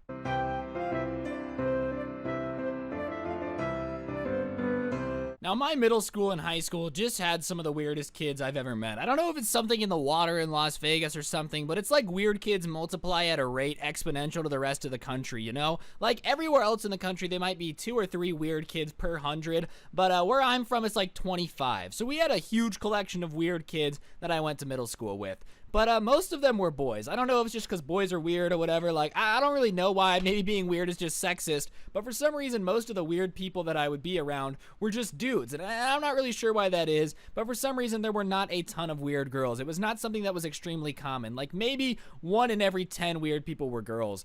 But in middle school, I think one of the weirdest people in our school was a girl. And for the story, I'm going to call her Angelica just because, you know, the girl Angelica from the Rugrats was a big poo-poo head. And this girl, ironically, had something to do with poo-poo. And Angelica was one of these people that thought she was better than everyone, you know? Like, you know those girls that are just like, I would talk to you, but I think you're a big poo-poo stupid head, and I don't have time for that. Like, that's the type of person she was. Except the only problem is she wasn't really smarter than anyone, and she was really weird, and she chalked up nobody wanting to talk to her as like, oh, she's just so much smarter than everybody that no one will understand the complexities of how her brain works, you know? But the truth of the matter is she was mean and weird. Like, the type of weird, I'll never forget this. This is an example of how weird she is, okay? One time, we're sitting in English class, and she just looks over and starts meowing at me. And I'm like, what are you doing? And she goes, meow, I'm a cat. You have to pet me. Meow, I'm a cat. So here I am in a 7th grade English classroom with a girl meowing at me telling me I have to pet her. Like, that's how weird this chick was. But somewhere along the line, it stopped just being weird and became nasty. Like, in 7th grade, she was super obsessed with cats. She's meowing at me, you know? Nothing says fun like having a child meow at you. You're just sitting there like, you know, I'm trying to write this essay, but I can't with Rebecca over here going meow, meow, meow and licking my arm. But regardless, you know, people are sitting here licking me and meowing me in the middle of class, but it got weirder. In 8th grade, she stopped being obsessed with cats and became really, really obsessed with proving to everyone that she was hardcore. You know, I don't know what it was about her being hardcore, but for some reason, she was just convinced that if she was hardcore, no one would mess with her and she would have all the friends. And what I mean by hardcore is pretty simple. She just thought that doing extreme things was sick. So like someone would dare her to, I don't know, get in a trash can and roll it down a hill, and she'd be like, yeah, I'll do it. Jump in a trash can full of trash, which is just gross, okay? Like middle school trash cans are full of chewed bubblegum and spilled Gatorade. She would jump inside the trash can and roll it down a hill, literally rolling around with all the nasty trash and just thought it was perfectly normal. Who does that, first of all? Like, not once have I ever looked at a trash can full of nasty trash and been like, I want to hop inside that so that way I can roll down a hill. But that's the type of stuff she would do just to prove that she was extreme. And over the course of the year, it started to get worse and worse and worse. So here's this girl jumping into trash cans full of trash, covering herself in garbage, and overall being the nastiest person I've ever met. Like, it's already kind of gross, right? Jumping in a trash can is weird. But it gets even nastier. Like, I know what you're thinking. Scrubby, how in the world does it get nastier than a girl jumping in trash can and purposely rubbing herself with trash? Well, let me tell you. She started wearing how long it had been since she showered like a badge of pride. You know, she's sitting there like, I haven't showered in 2 weeks, and thought it was cool. And this isn't like 4th grade where, you know, little kid stink is different. This is like, we've all hit puberty, okay? We all are definitely smelling like things that you don't want to smell. And she was just bragging about how I haven't showered in 2 weeks. And trust me, she smelled like it. At one point, she had to get a desk separated from the rest of the kids because no one could sit next to her without getting sick. She would flex the fact that she hadn't showered in 3 weeks, which is just disgusting. I don't know what level of nastiness you have to achieve to think it's cool to not shower. Like, I've never gotten that. Yeah, man, I haven't showered in a week. Wow, dude, so you're telling me you smell like garbage and don't think there's a problem with it? That's a little sus. I also wonder what her parents thought. Like, yeah, she had these parents that were kind of hippy-dippy and were all about self-expression, but at a certain point, not showering isn't just self-expression, okay? Not showering is just disgusting. I don't care who you are or what you're doing. If you think your kid not showering for weeks is self-expression, you're delusional and you need some help. Because trust me, and I promise you this, no one wants to sit next to the kid who never showers, ever. But hey, your hippy-dippy parents sure did a good job raising you, you know? You not showering made you really popular. That's sarcasm. So this girl is already pretty nasty, right? And I'm sure you guys are thinking, Scrubby, she sounds gross, but she doesn't sound like the nastiest girl to ever exist, and that is correct. The nastiest girl on the internet title comes from something else. But I'm just giving you guys a backstory of how gross this girl is, okay? She didn't shower, she covered herself in trash, and on top of that, she would eat expired foods to flex on you. Like, if you had moldy milk and you paid her $5, she would drink the moldy expired milk. Like, she was just a really weird person who really liked gross things, and I don't get it, okay? I like being clean. I like living in the 21st century where we have showers and we can do whatever we want, you know? I'm a big fan of modern living. Call me crazy here, but smelling like garbage is not something I want to do on a daily basis. It's not my favorite thing. When I'm sitting at home writing about what I want to do with my life, not once is it not shower on the list. But hey, you know, maybe that's the difference between us and them. Some people just really like that life.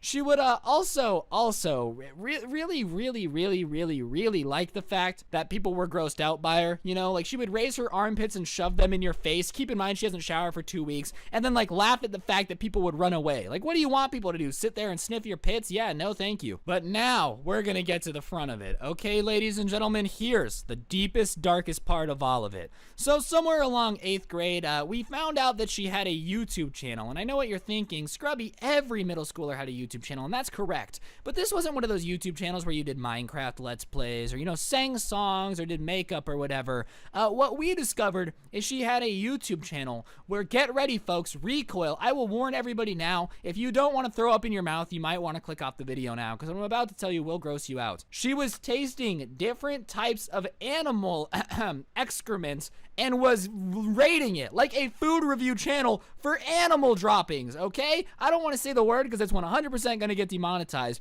but like, she was eating that on YouTube, posting a video of her trying it and uploading it on the internet, and people were watching it. Now, I don't know what type of videos you guys watch outside of me, okay? Honestly, you know, that's your own business. But what in the world do you think that type of audience is gonna be? You know, I didn't know there was a huge audience out there for, I wonder what panda crap tastes like. Better give it a listen. But she was an expert on tasting feces. That is disgusting. You need to brush your teeth for the next 37 years. You need to brush your teeth until your Social Security payments are ready to get taken out. You're telling me that you were sitting there eating feces and went, yeah, this is what I want to do. I'm gonna upload it and put it on the internet. Who brags about that? Somewhere along the line, this idea popped into her head. You know, I'm eating all this animal crap. Maybe I should film it and put it on the internet. That's what people love to see, you know? Last time I was sitting there on the couch watching YouTube videos, I said, I sure do wish somebody was eating animal droppings. That would be my idea of a good time. And then went in the backyard and started filming it. Like, in her backyard, just tasting all these different types of animal feces, not seeing anything wrong with it. She thought it was perfectly normal. So whatever, someone finds this channel and immediately it spreads across the school like wildfire, because it's not every day you have a classmate that's kind of YouTube famous for eating animal droppings, all right? It's just not a common occurrence. So everyone starts talking about it, and she becomes embarrassed immediately. She's like, I can't believe you guys would invade my privacy, which, okay, fair enough, maybe. But you're posting these videos publicly on YouTube of you eating animal droppings and flex the fact you don't shower. You think anyone was surprised? Like, don't get me wrong, we were concerned, because I feel like that's drastically unhealthy, you know? That stuff cannot be good for your lower intestine. But you can't post something publicly on the internet and then be surprised when people find it. It's like, listen, I don't tell people that I know in real life that I'm scrubby, but when they find my channel and they're like, are you this guy? I'm not like, no, how did you find that? You've invaded my privacy. I feel upset because I'm putting it publicly on the internet. You just got to accept that someone's gonna see it. But whatever, she gets all mad and starts reporting people who would call her by her YouTube name to the dean's office for bullying. So obviously, after a little bit, the dean tries to figure out what's going on. So we tell the dean that she has a YouTube channel of her eating poop, and he doesn't believe us. He doesn't think so. He's like, no, there's no way. That's not true. So everyone who's getting sent to the dean's office is getting in trouble for bullying because we're telling her that she's a poop eater. But the truth of the matter is, that's what she was. We weren't kidding. So we're all getting in trouble. We're all getting detentions for calling this girl poop eater. But that's what she was, you know? That's like going up to somebody, punching him in the face, and then stomping on their knee, and then people calling you knee stomper. Like, you did it. That's just the truth. It's not a lie. But whatever. We found out this girl is literally eating animal droppings on her YouTube channel, and she was offended that we thought it was weird. Like, oh, my bad. Sorry I haven't been around a bunch of people who eat animal droppings. It's not common in the animal kingdom. You're not supposed to do that, okay? Like, call me crazy for thinking that's weird, but I'm pretty sure that's confirmably weird.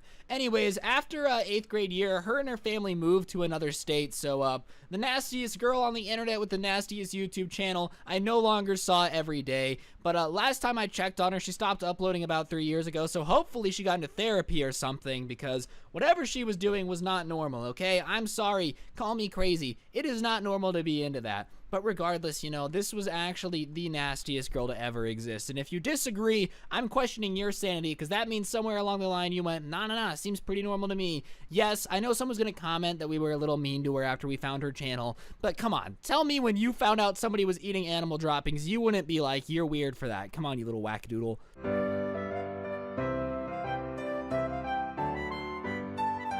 So one day I was scrolling through Twitter, you know, looking through my mentions as I normally do. I try to look at everybody's tweets that they send my direction and at least like them or let them know that I saw them, because I do appreciate everything you guys do for me. And I saw this person had tweeted at me about 25 times saying follow me, and I figured, I was like, you know what, I press one button and their day's made, so I'll drop a follow on them. They'll be happy, I'll be happy, I'll feel good about myself, everybody wins, you know, I'll pat myself on the back, they'll be happy they got the follow. No one loses in this situation. So I follow them, and almost instantly my inbox starts getting flooded with DMs from them, basically being like, oh, I love you so much, like, I know that we're meant to be together, you're my soulmate, I have no doubt that I'm gonna marry you, all this creepy stuff, you know, and I just followed you on Twitter. I'm not trying to get married, all right? It might have a nice ring to it, but that would imply commitment, and I ain't down for that. So I politely respond and go, haha, nice joke, like, funny, please don't DM me so much, because it kind of blows up my inbox, and I don't like it. Trying my best to be respectful, right? And that's where I went wrong. You see, I should have just left it alone. I should have blocked him right then and there, because the next 2-3 weeks of my life were some of the scariest that I've ever seen. So right when I say, you know, please don't DM me as much, I like my privacy, like, I'm not gonna unfollow you, but please just back off a little bit. They start being like, no, I'm serious, like, I know that we're supposed to be together. And they start dropping information in this chat that there's no way anybody could know. Like, where I went to high school, what elementary school I went to, my childhood best friends that I don't even follow on Instagram or Twitter, just some really weird stuff. Like, only somebody that's done some real deep digging on me would be ever to know. And I'm getting scared at this point, okay? Because anybody that comes in my DMs talking about how God told them that we were supposed to be together and starts knowing all my private information when I don't know them is a pretty intimidating sight to see. And at this point, I'm like, oh, so this is how it ends. I'm gonna wake up one day with this person holding a pillow over my face saying, if I can't have you, nobody can, and that's gonna be the end of it. So I do the sensible thing at this point. I send them a DM saying, I really don't like the invasion of privacy, and then I block them. You know, I tried to be nice. All this started with me trying to be a nice guy, and I learned my lesson. Basically, if anyone's nice, you have to punch them in the face immediately so they don't get too comfortable. That's the rules. So I am a little freaked out, but I move on. I'm like, okay, I blocked them. Someone knows my information. Whatever. If people find out, they find out. This sucks, but I guess that's my life now. And then somehow it gets worse. I guess this crazy person really just thought me blocking them was me playing hard to get or something, because suddenly I start getting phone calls on my cell phone from this person being like, Scrubby, I need you to call me. It's super important. I need to tell you something. Please call me back. And I'm like, no, it's not happening, because my phone number is not public information. As surprising as it may sound, I don't go to every subscriber I have and be like, by the way, shoot me a text whenever you need something. So somehow this person not only has all this information, they also have my phone number and are calling me and begging me to call them back. So at this point, I'm just about to poop myself. So I block their number and I go to Verizon and I change my number, which was a big hassle, by the way. You know how hard it is to change your number and have to go back through after you've had the number for like 10 years and tell every contact that you updated your number, and you have to go through and change all your account numbers. So thank you for that, crazy stalker person. I really appreciate you making me spend about a week and a half just changing every phone number on every account that I have. You're a real piece of work. I love how I'm getting stalked, and the thing I'm complaining about the most is the fact that I had to change my Xbox account's phone number. So like I said, I changed my phone number, make all my accounts the new phone number, and I'm like, boom, problem solved. Now they can't call me. I blocked them on Twitter. There's nothing else that they could possibly do. And that's when it happens. I was out and about one day, hanging out with some friends. I think I went and got my hair cut. I don't know why that's important to the story, but it was a fresh cut. I did look pretty dapper, not trying to brag or anything. Brag? There's a word.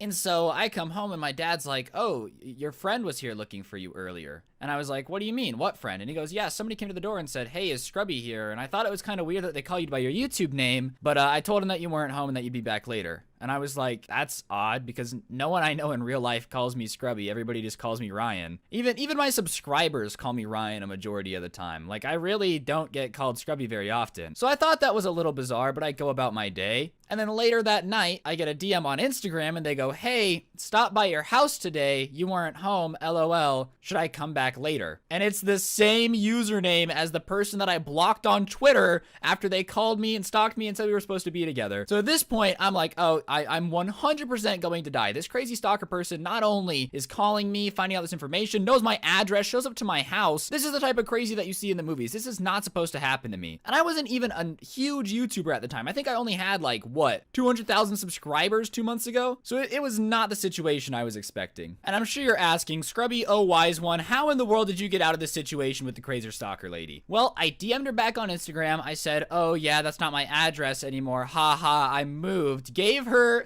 an address of a house like 4 streets down. Said this is where I live now, and then blocked her on Instagram. So to whoever's house address I gave out, I hope you never got broken into or someone tried to rob your house, because if they did, that's kind of my bad. And I haven't heard from them since, so I'm pretty sure they got the message or moved on or something. But if you are watching this video, please don't contact me again. I really don't want you to show up at my house. That's weird. And yeah, that's the story of the time I got stalked. Not as climactic as some people's stalker stories, but it still was pretty terrifying. Moral of the story, if you find your favorite YouTuber's number, please don't text them and tell them you're soulmates, because you're probably just gonna get blocked and you're gonna get a story time made on you.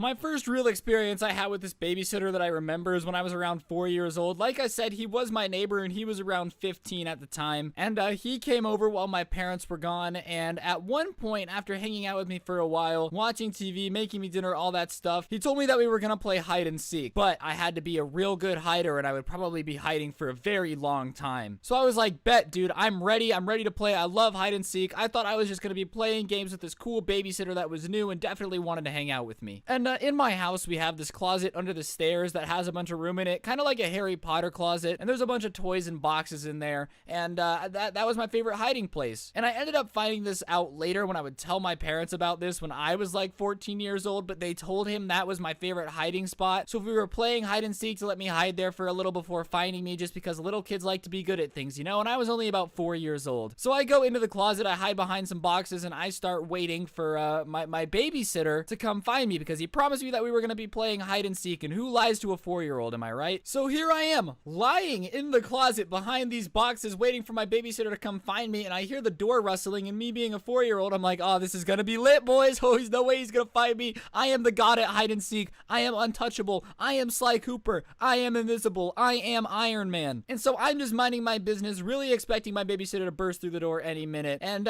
10 minutes passed probably, or at least felt like 10 minutes, and he still hasn't come in. There was just fidgeting at the door, and that was it. And it's not dark in there. There is a light in there, so I'm not like freaking out or anything, even though at the time I was pretty afraid of the dark. But I am stuck in a tiny closet with just a couple toys, right? So I go to open the door because I'm like, hey man, you haven't found me in 10 minutes. You're kind of bad at this game, you little poop shoot. And the door won't open. There's no lock on the door, but I'm pushing on it and it's not working at all. Like the door just isn't budging. And that's when I hear it, a voice I didn't recognize, and it was a girl's voice. And she's saying my babysitter's name, who I'm gonna name Daniel for the purpose of the story, because I feel like that's just a douchey name. And this guy just locked a 4-year-old in a closet, so he's kind of the king douche. Like if there was a douche kingdom, this guy would be the douche king, okay? So they're talking, and I start to hear noises that definitely isn't a normal conversation. That's all I'm gonna say, because I like to stay monetized, and Susan's kind of edgy lately. But I'm banging on the door. I'm a 4-year-old, by the way, banging on the door trying to get out because this douche canoe locked a 4-year-old in the closet. I'm banging on the door. He's banging something else, if you guys know what I mean. And I'm stuck, and I'm like, oh my god, I'm gonna die in the closet. Holy cow, he's being kidnapped by a group of female ninjas that love to scream. But regardless, about 20 minutes later, she leaves, and the door opens, and he's like, oh my gosh, I didn't know how to get the door open. I was trying so hard. And I'm like, listen here, Daniel, I might be 4 years old, but I wasn't born yesterday. 4 years old is 4 years, mister. You think I'm stupid? I've seen Shark Week 4 times at this point. I have plenty of knowledge on absolutely everything, all right? And that's when I notice a dining room chair that is suddenly near the door. This guy had propped a door underneath the closet handle so I couldn't get out, just to bring his girlfriend over. And you know what? If he would have just turned on the PS2 upstairs and just been like, yo, play a video game, I probably would have been fine. But Douche Canoe really had to lock me in a closet. Douche Canoe Daniel, that's his official nickname. But whatever, he promises me that if I don't tell my mom and dad about the closet situation, that he'll give me an Otter Pop. And you know, I'm 4 years old, so I'm like, I bet that's a fair trade. I mean, being locked in the closet kind of sucked, but it wasn't that bad, and I'm gonna get an Otter Pop out of it. I'll take these odds any day of the week. So I let Daniel off the hook this time, alright. Otter Pops can buy my silence almost as much as money, and I've been paid off by quite a few Mafia members at this point to keep my silence. But regardless, I don't tell my parents that he locked me in the closet, which I probably should have done, but you're 4 years old, a cool kid who's older than you and likes to hang out with you and play hide and seek where he locks you in a closet, tells you to keep your mouth shut. You kind of just keep your mouth shut. It was really stupid in retrospect. I don't know what I was thinking, but Douche Canoe Daniel really had a way with convincing me not to tell anyone. But it wouldn't be the last time Douche Canoe Daniel used my 4-year-old naivety to his advantage. The next time he babysat me, it somehow got worse. And I know what you're thinking. How could it possibly get worse than locking a toddler in the closet? But it did. You see, I guess Douche Canoe Daniel didn't like how much money my parents were paying him because I was playing PS2 Sly Cooper, which is in my parents' room, and my parents' closet was basically, I could see it from where I was playing PS2, right? And I'm looking down the hallway, and I see Douche Canoe Daniel kind of going through my mom's stuff,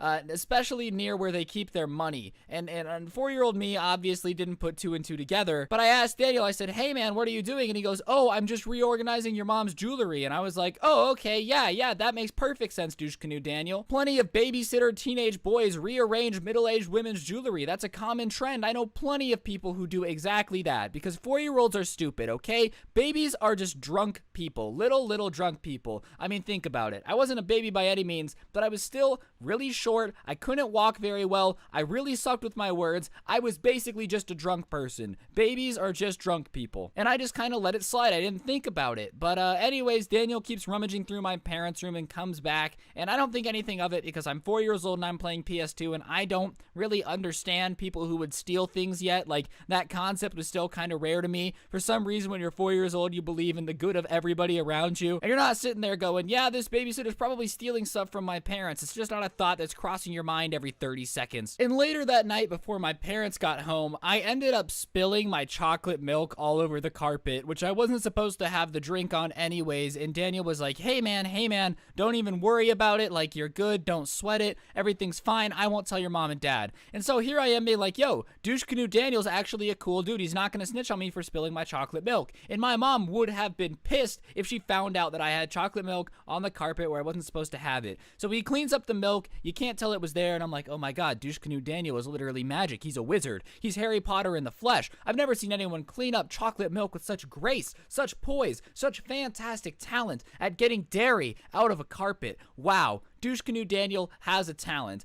and it should have been telling to me that the only thing he's ever been good at is cleaning up chocolate milk. But whatever, my parents and me, we're just kind of hanging out, and my mom comes in the next day, and she's talking to my dad, and I overhear him, and she's talking about how she can't find her earrings, the earrings that my dad just bought her for their 10-year wedding anniversary, and how she's freaking out, they're tearing the house apart, and they're like, well, maybe it was Daniel. So they call Daniel over, and they don't tell him what they're gonna do. They go into the other room to talk to Daniel's parents about it, because they all came over, because when, you know, your son might have stolen diamond earrings, it's a little important to talk to the parents of the 15-year-old. And he comes over to me, and I'm pretty sure at this point he knew what was coming, because he tells me that if my mom and dad ask what we did, we played Sly Cooper together, and I never left your sight, okay? And I bring up the fact that he had gone into the closet, and he threatens me and basically says that if I tell them that he went into the mom and dad's closet, or my mom and dad's closet, that he's gonna tell them that I spilt chocolate milk all over the carpet and I wasn't supposed to have chocolate milk, and they'd be really mad at me for doing that. And you know, I'm 4, so I'm like, yeah, you're right, dude. They probably would be pissed that I had chocolate milk. Gee, thanks, Douche Canoe Daniel. You're right. I won't tell on you because you won't tell on me. But let me put this in perspective for you, okay? He's blackmailing a 4-year-old. What type of terrible person does this? This guy is basically this teenage Hitler blackmailing a 4-year-old to not snitch on him for stealing his mom's earrings. What a terrible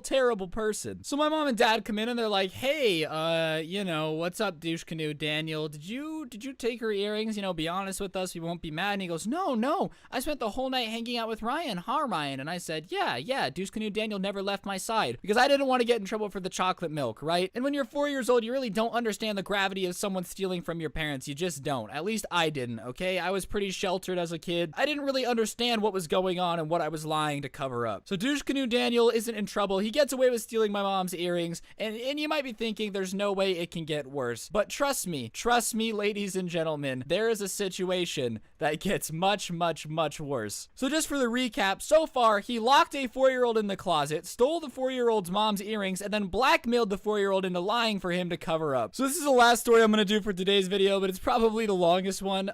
Basically, one night my parents asked Douche Canoe Daniel to come over and stay really late with me. We're talking probably 1:30 in the morning type of flow, you know? Which is pretty late for a babysitter, you know? It is. It's one of those things where, like, yeah, it's probably not fun to sit with a 4-year-old until 1 in the morning, but if you're getting paid to do it and you agreed to do it, you kind of have to. You don't have an option. Like, if you didn't want to babysit till 1 in the morning, don't say yes. But I guess Douche Canoe Daniel never got the memo of how to say no, because basically what happened is around midnight, I'm still awake. He gave me way too much sugar, way too many Otter Pops, way too many chocolate milks, and I'm on a sugar high equivalent to Wiz Khalifa and Bob Marley's high, okay? It is an interesting situation to say the least. It is out of control. I'm screaming. I'm going crazy. But like I said, my parents aren't home. I'm 4 years old, and let's not forget, guys, he's the babysitter. He's supposed to be in charge of me, the 4-year-old, not intimidated by the 4-year-old that he made sugar high in the first place. But regardless, Douche Canoe Daniel, after making the mistake of getting me sugar high, after getting the mistake of keeping me up super late, it's around midnight. Like I said, my parents will be home around 1:30 in the morning, which is pretty late, I'm not gonna lie. Douche Canoe Daniel just decides to do the following. He says, you know what, man, I'm hungry, get in the car. Keep in mind, Douche Canoe Daniel is 15. My parents took one car, my mom's car was still at home. He goes, grabs the keys, puts 4-year-old me at midnight in the car that he's not legally allowed to drive, that it's not his car, and proceeds to drive with me to his friend's house at midnight. And basically stole my mom's car to do this, by the way. Like, I don't know what the guy was thinking. Legitimately took my mom's car from the house without her permission with a 4-year-old at basically midnight, 1 in the morning, and takes me to his girlfriend's house. They get in the car. He proceeds to tell me to get out, and they make out in the car with me standing on the sidewalk at 1 in the morning in the car he just stole from my garage. Who does that? What a terrible person. And at the time, I really didn't even think it was that big of a deal. So whatever, it gets to be about 1 in the morning. He freaks out, rushes me home, puts me to bed, and says, go to sleep or I'm going to tell your parents you spilled that chocolate milk the last time. I shut up, close my eyes, pretend to be asleep when my parents walk in. He starts talking about how I've been out since 9 p.m., all this stuff, blah, blah, blah, blah, and just doesn't even tell my parents about any of this. First of all, I don't understand how you could possibly want to make out with your girlfriend with a 4-year-old standing on the sidewalk next to you. That doesn't scream romance to me. Like, nothing about that is like, oh man, I'm really in the mood to just really make out with you for a quick minute, you know? That 4-year-old standing next to us, yeah, I'm babysitting him, I'm supposed to be taking care of him, but I'm way more important to make out with you, baby girl. Like, what a weirdo. And the girl, what was she thinking? Ah, yeah, perfectly normal to keep a 4-year-old up this late and then lock him outside the car while we make out in his mom's car that he stole from my house. Regardless, he lied to my parents, and I never really told them until I was like in 8th grade, and I started realizing how bad of a babysitter he was, because I guess when you're 4, you just don't really think about it. You're just like, oh yeah, this makes perfect sense. This is just how people act, which is just really stupid. I don't know what I was thinking to this day. It was one of my dumbest experiences.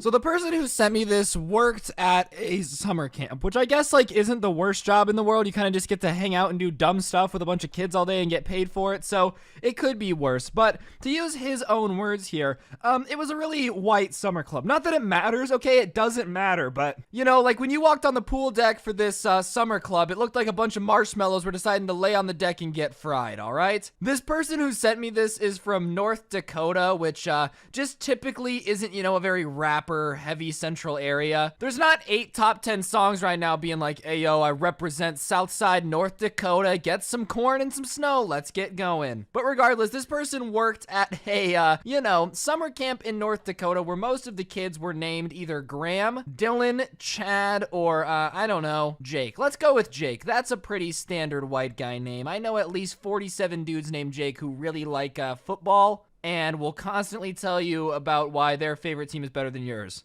So regardless, this person is working at this summer camp, doing their thing, and kids can be interesting to say the least. Sometimes kids are just, for lack of a better word, really dumb. Like, they're not all really dumb, but I think everybody and their mom knows, like, the one kid that eats glue and is just sitting there like, I wanted my computer to go faster, so I ran it over with a car to try to give it car power. Like, everybody knows the one kid that just doesn't, the brain doesn't work right, they don't think things through very well before they do it. They're not very smart. And there was one kid in particular at this summer camp who, for the purpose of this story and on legal purposes, will be named, Jake. We're gonna go with Jake. Yep, we're going with Jake. And Jake was the type of kid who caused trouble. Like, on the first day of this summer camp, right, he decided that he wanted to pierce his lip, he wanted a lip ring, which, I mean, it's not 2006, okay, maybe you want to cut back a little bit, young man. But also, it's not like summer camps really have piercing shops nearby. Like, I've never heard anyone who owns a piercing shop going, oh, I love when it's summertime because all these kids come in and get tons of piercings without parents' permission. Like, there's not really anywhere to get your lip pierced. But this kid, Jake, really, really, really wanted to get his lip pierced. Like, really bad. So instead of waiting till he gets home or turning 18, he decided to take a stapler and go into the bathroom and staple his lip. I don't understand what makes you want to do that, but the only reason they found out is because the kid had stapled himself, and if you know how a stapler works, there has to be something behind it. So he had like the stapler in his mouth, the back half of the stapler in his mouth, and had stapled his mouth, and it had gotten like stuck. It didn't go off all the way, so now his skin was being pinched by the stapler. So they walk in, and he's screaming, ow, ow, because I'm sure having your mouth stuck in a metal contraption that's supposed to pierce holes in things probably isn't a very comfortable feeling. Oh, how do I feel about my Tempur-Pedic? It feels a lot like a stapler stuck on my tongue. Like, no one's ever said that before. So whatever, they finally get the stapler out. They're like, what are you doing? And he explains to them, oh, I really wanted to get my lip pierced. And they're like, all right, well, staples isn't the best way to pierce your lip. You know what I mean? And he's like, oh, yeah, you're right. He goes, well, how do you pierce stuff? And I don't know why they told him, but one of the older camp counselors was like, well, what they do is they sterilize a needle. Like, I don't really know how they pierce stuff, to be honest. I'm just going off the fact that they told him, and that's how I feel like you would do it. So that's how I'm going to say that you did it. Like, the person who sent me the story didn't say, and then we explained to him from the Wikipedia, subsection 4, paragraph 5, exactly how to pierce a lip. Like, they didn't do that, but I'm assuming that's how you do it, something like that. And what does this kid who has just had a stapler dangling from his lip decide to do? Does he say, hey, wow, I've learned my lesson and will no longer try to pierce myself? No, he grabs a paperclip, goes back into the bathroom, and is trying to stab the paperclip through his lip because, well, it was the most like a needle and you guys said that's how they do it. What? Dude, 30 seconds ago, you had a stapler in your mouth and you decided to recommit to the idea. You were like, huh, yeah, that really hurt, but I want to recommit to it, And this doesn't really have a lot to do with, like, the main story, but I'm telling you this to let you know that when it comes to intellect, when it comes to brains, this kid didn't really have a lot, Like, imagine you're an Xbox controller and your batteries die, so you need to go get new ones, and all you have left is AAAs, and somehow you get or rig it to work, but the connection's not very strong. That's just this dude's brain. Like, the batteries just were not working very well. So the next day, the kid comes back and actually has a lip ring. I guess his mom had decided, if my son is stupid enough to try twice with a stapler and a paper clip, maybe it's just time I go get it professionally done, because next thing I know, he's gonna be, like, convincing the dog to run really fast to run a lip piercing into his mouth. Like, maybe I should just take one for the team, go get it done for him, so at least that way I know it was done professionally and he's not gonna get, like, chlamydia from this thing in his mouth, like, at least go get it done professionally. And after that, he's relatively normal, I guess. He's a weird kid. They have troubles with him being rambunctious, but you knew that was coming after he tried to staple his mouth closed. But a couple weeks after the lip ring incident, ladies and gentlemen, he comes in talking about how he's going to be a rapper and how he's really been out on the streets with the gang, learning how to really spit the sick rhymes, and he's telling this to all the counselors. And the counselors are looking at him weird because the neighborhood that they're in, where this summer camp is based, definitely is not a place where you can go out on the streets with your paperclip lip ring and learn all about the hustle. You are in North Dakota, bro. The only time people hustle is to their cars to drive further away from North Dakota, dude. And that day they were going on a little field trip thing, and one way or another, Rapper Boy now, who is now telling everyone that he has the freshest bars this side of the Mississippi, has decided to be like, hey, when we're on this field trip, because they're going on a field trip, it gets put in the group with the person who sent me the story, and he's like, yo, the entire time we're on this field trip, bro, I'm going to be passing bars to you, man. I'm going to be passing bars to you, bro. You got to pass bars back, bro. That's just how you got to do it, bro. And the person who sent me the story is light skin, so they're kind of like, this kid normally is talking like, hey guys, G Willikers, welcome to my lip piercing. And all of a sudden there's the only light skinned person in North Dakota in charge of him at a summer camp. And he's like, hey bro, I'm gonna pass the bars to you, bro. What's up, bro? And they were going to a trampoline park, the trampoline park of the century. And the entire bus ride, this kid is sitting there telling the guy who sent me the story, hey man, like I'm better than Eminem, bro. I'm the greatest rapper of all time. And, as much as I am an advocate for following your dreams have to be realistic. If you're so dumb that you try to pierce your lip with a stapler, you're not going to be the world's best anything, okay? Set your bars a little bit lower. It's nothing personal, all right? It really isn't. The second you try to staple a lip ring into your mouth and get hurt and then decide, bruh, didn't learn my lesson, gonna go do it again, you're probably just not gonna be the world's best anything. It's nothing personal. It's okay. You'll be all right. But whatever, the entire bus ride, the kid is like freestyling. I'm doing air quotes right now. You can't see me, but they're definitely there around freestyling. He's like, hey, bruh, call me green eggs and ham because my name is Sam. Just kidding, it is Jake, and I'm chilling by the lake. I make it shake, earthquake. And you're like, all right, Jake, when you said you were the world's best freestyler, you lied, okay? That mug that you bought yourself is not a trophy. Chillax. So whatever, he's doing that the entire time, and he starts telling my friend, he's like, yeah, or not my friend, the guy who sent me the story. I guess we are friends now. We laughed about this story a lot. So we're boys now. We're boys. That's just how it is. You have to deal with it, people. So whatever. He's telling the guy who sent me the story about how, he's so excited for the trampoline park and he can't wait to have such a good time and da-da-da-da-da. And it's weird because, like, even though he's the greatest rapper of all time, he doesn't really want to be, like, too famous, It's just too much for him to deal with sometimes. And the kid, who sent me the story is like, And then the kid decides to say something that gets dramatically out of control to an embarrassing amount. He says, hey, I'm writing a song. Do you mind if I sing it to you? And the kid is just trying to be nice, doing his job, and is like, yeah, sure, go for it, no problem. And homeboy here, Eminem, the man who has been bragging about his rapping prowess, says, and I quote, this bar. I'm not going to say every word that he said, but trust me, you guys, you can probably pick up where this is coming from. Hey, I'm Jake, and I make 8 figures. The man sitting next to me is my... And he did not say hitter. There was a different word that is very, very offensive to say to people, especially when, you're wearing a lip ring in North Dakota, and the person next to you is, like, the only light-skinned person in the town, Probably just not the greatest word to say. And so, obviously, everybody within earshot, and the kid who sent me the story, immediately are like, what did you just say? And he's like, oh, yeah, bro, like, yeah. And he says it again. Not in a rap. He just says it. He goes, that word. And he goes, why did you say that? You can't say that. Like, you're not allowed to say that, dude. That's offensive. And he goes, oh, yeah, well, like, all the rappers are allowed to say it. And they're like, no, rappers are not allowed to say that word if they look like you, Jake. No offense, man. And so the kid who sent me the story tries to be cool and says, hey, it's not a big deal. Like, you didn't know. And he goes, oh, yeah, well, I knew it was offensive, but I just didn't think that, like, people would care. And he says, well, man, like, you just shouldn't say it in the future. And the kid, no joke, looks at the person who sent me the story and goes,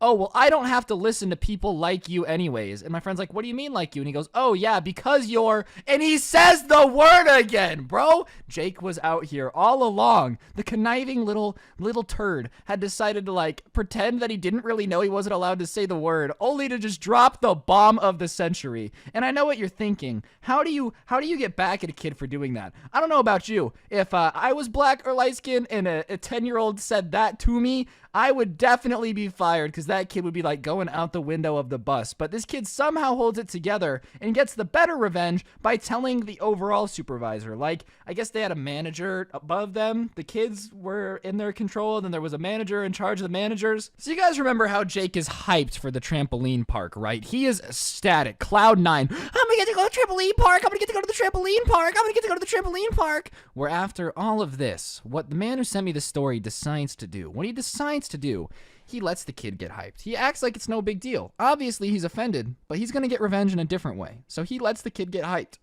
He lets them get inside of the trampoline park. He lets this kid get the special socks and the special shoes so he can jump. He does all of this. He lets the kid look at his friends out on the trampoline park, seeing them having all this fun, and then taps the supervisor and goes, "Oh, by the way, this kid did this earlier." And immediately the kid has to take off his shoes and socks and sit on a bench with the supervisor with no technology and watch everybody else have fun in the trampoline park, which might be the best way to just absolutely crush a kid's spirit. Like, oh, you want to throw that around, huh? You want to play that game? Guess what, little Timmy? You can watch all your friends have fun at the trampoline park. I don't even care because you're sitting on the sidelines alone.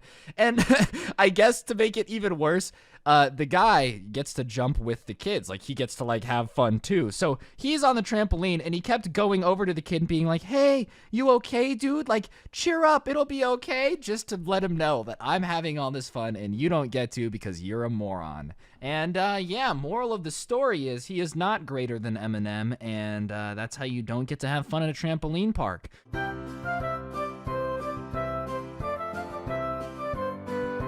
So when I was a freshman in high school, I had this teacher named, I'm going to change his name for the purpose of the video, but I'm going to name him Mr. Ballista. Mr. Ballista, you know, an old school Call of Duty sniper rifle. That's what he was named after, you know? And Mr. Ballista was a pretty hard guy. He was near retirement. I'm pretty sure he was a veteran of, like, every single war ever, you know? He was a really old dude. And it was his last few years teaching, which meant he really didn't care. Because as a teacher, your retirement's pretty secure, and you can pretty much do whatever you want once you have tenure, and especially since you're going to retire in a year or two, the school won't really fire you or do anything. So he just had the ability to not care about anything. Like, if you were sassy to him, if you were rude to him, he didn't care, because what did he have to lose? Absolutely nothing. Nothing was going to happen. And he made that very clear on the first day of school when somebody was on their phone and he just took their phone, threw it across the room, and told them to go get it. I mean, at least to me, somebody who usually does goof around, it was pretty obvious that this guy did not care and would do absolutely anything to keep his classroom under control. So it was better to just stay out of his way, all right? You know, it's like jumping in front of a freight train. Yeah, you can,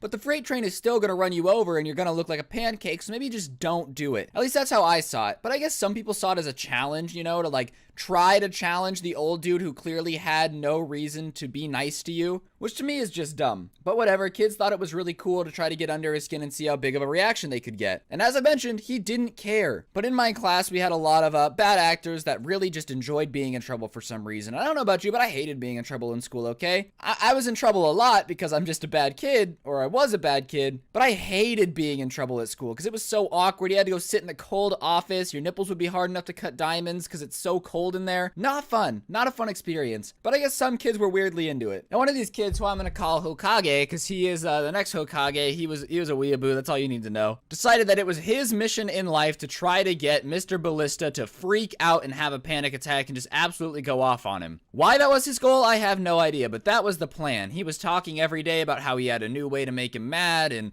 all this stuff, and he was a bad guy. Just to clarify, me and Mr. Hokage, or the kid Hokage, did not get along. I really, really did not like this kid, mainly because he was just a bad person. And not a bad person in the, oh, you're a teenager and you make mistakes kind of way, but in the type of way where you just knew this kid was gonna end up in prison 3 years after high school. This kid was constantly just stealing things and getting in fights and, like, biting people, you know, when a 16-year-old, 14-year-old, I don't know how old he is, I don't really care, is biting people, you probably got some messed up issues. Yeah, and this kid was one of those people. So whenever he was flexing about the fact that he was going to make the teacher mad at him, I would just kind of roll my eyes and be like, yeah, I would be mad too. I mean, your parents are disappointed in you. I don't know why a teacher wouldn't be either. But whatever, this was Hokage's new life mission to piss off Mr. Ballista and make him freak out. So in order to do this, Hokage starts digging into Mr. Ballista's personal life. And this is just a no-no. Never dig into somebody's personal life, okay? It's personal for a reason. You don't need to know your teacher's favorite flavor of coffee in order to understand that they're teaching you history, all right? It's just not necessary. But whatever, he just was really, really, really into learning everything he could about Mr. Ballista in order to get under his skin better. And something he found out was that Mr. Ballista's wife had cancer.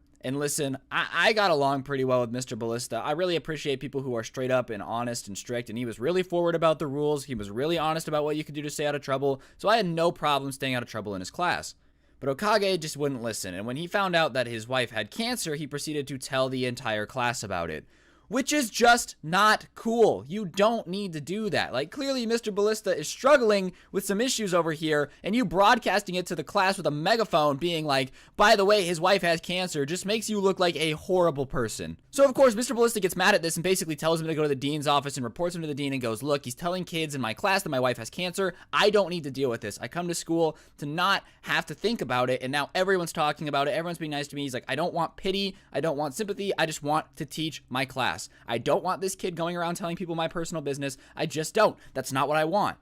Fair enough, Mr. Ballista. I don't blame you, man. Hokage is a bit of a tool for leaking the fact that your wife has cancer to the class. So the next few weeks go pretty normally. Everything kind of calms down. You can tell Mr. Ballista has a strong hatred for Hokage.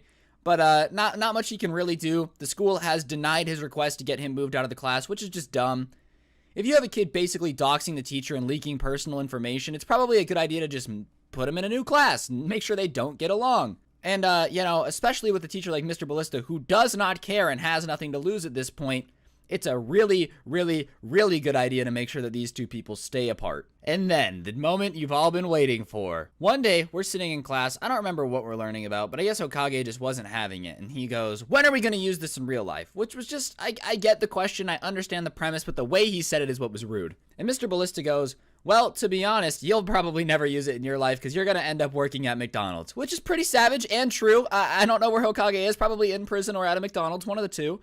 And I guess this really set Hokage off because the entire class laughed. Because how are you not going to laugh at a teacher just roasting this kid who's clearly not a good person in front of everybody? It's just a funny experience to watch, right? And I guess this set Hokage off in a way that he had never been set off before because he looks Mr. Ballista in the eye and says, well, at least my wife doesn't have cancer. And I do not understand how you can say that to another human being. Like, imagine finding out that somebody's wife has a disease that kills millions of people every year and then using it in an argument when he says you're gonna work at McDonald's. You're gonna work at McDonald's. Yeah, well, at least my mom's not in a wheelchair. Like, that's the level of terrible person we are reaching here. You just shouldn't be able to say that to another human being unless you're actually a sociopath like a Shane Dawson documentary, right?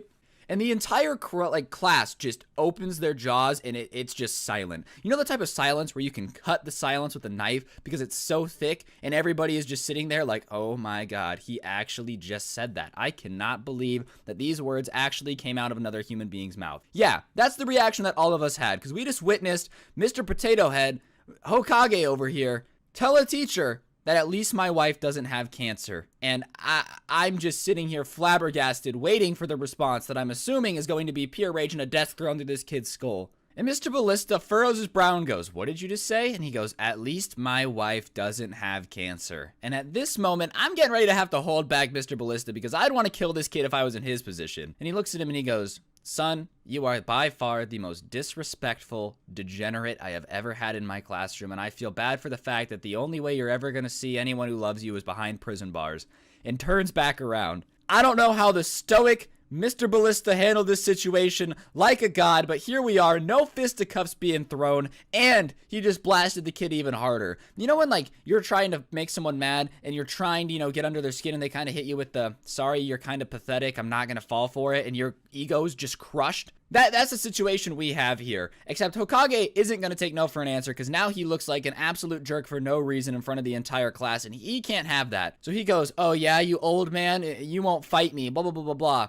And Mr. Ballista goes, you're right, I'm not going to fight you because you're pathetic. You're a pathetic child. You're a pathetic child, and I'm sorry that your parents don't give you enough attention at home. And the entire class at this point is like, oh my God, he's actually flaming this kid. Like, imagine you're trying to be a savage, getting a guy to fight you, making fun of his wife having cancer, and all he's doing is calling you pathetic. That's gotta hurt the ego, folks. This is what's gonna annoy this kid. And plus, Hokage is one of these kids that thrives off attention. So the fact that he's getting none of it, all he's getting is roasted and being made fun of in front of everybody, is just driving him up the wall. So he gets up in Mr. Ballista's face and goes, yeah, well, give me one reason I shouldn't knock you out right now. And Mr. Ballista goes, because you can't. And he pulls back to hit the teacher. And at this point, like 5 guys are getting up to go pull him apart. And he swings at the teacher. Mr. Ballista somehow moves out of the way of the punch and goes, and you just got yourself expelled, buddy. And everybody like grabs Hokage, pulls him out of the class towards the office. We get him in the dean's office, tell him everything that happened. They actually call the school police because it was technically like assault. I don't understand what happened there because he didn't hit him. But the school police get involved. They're basically like taking this kid to juvie for trying to assault a teacher.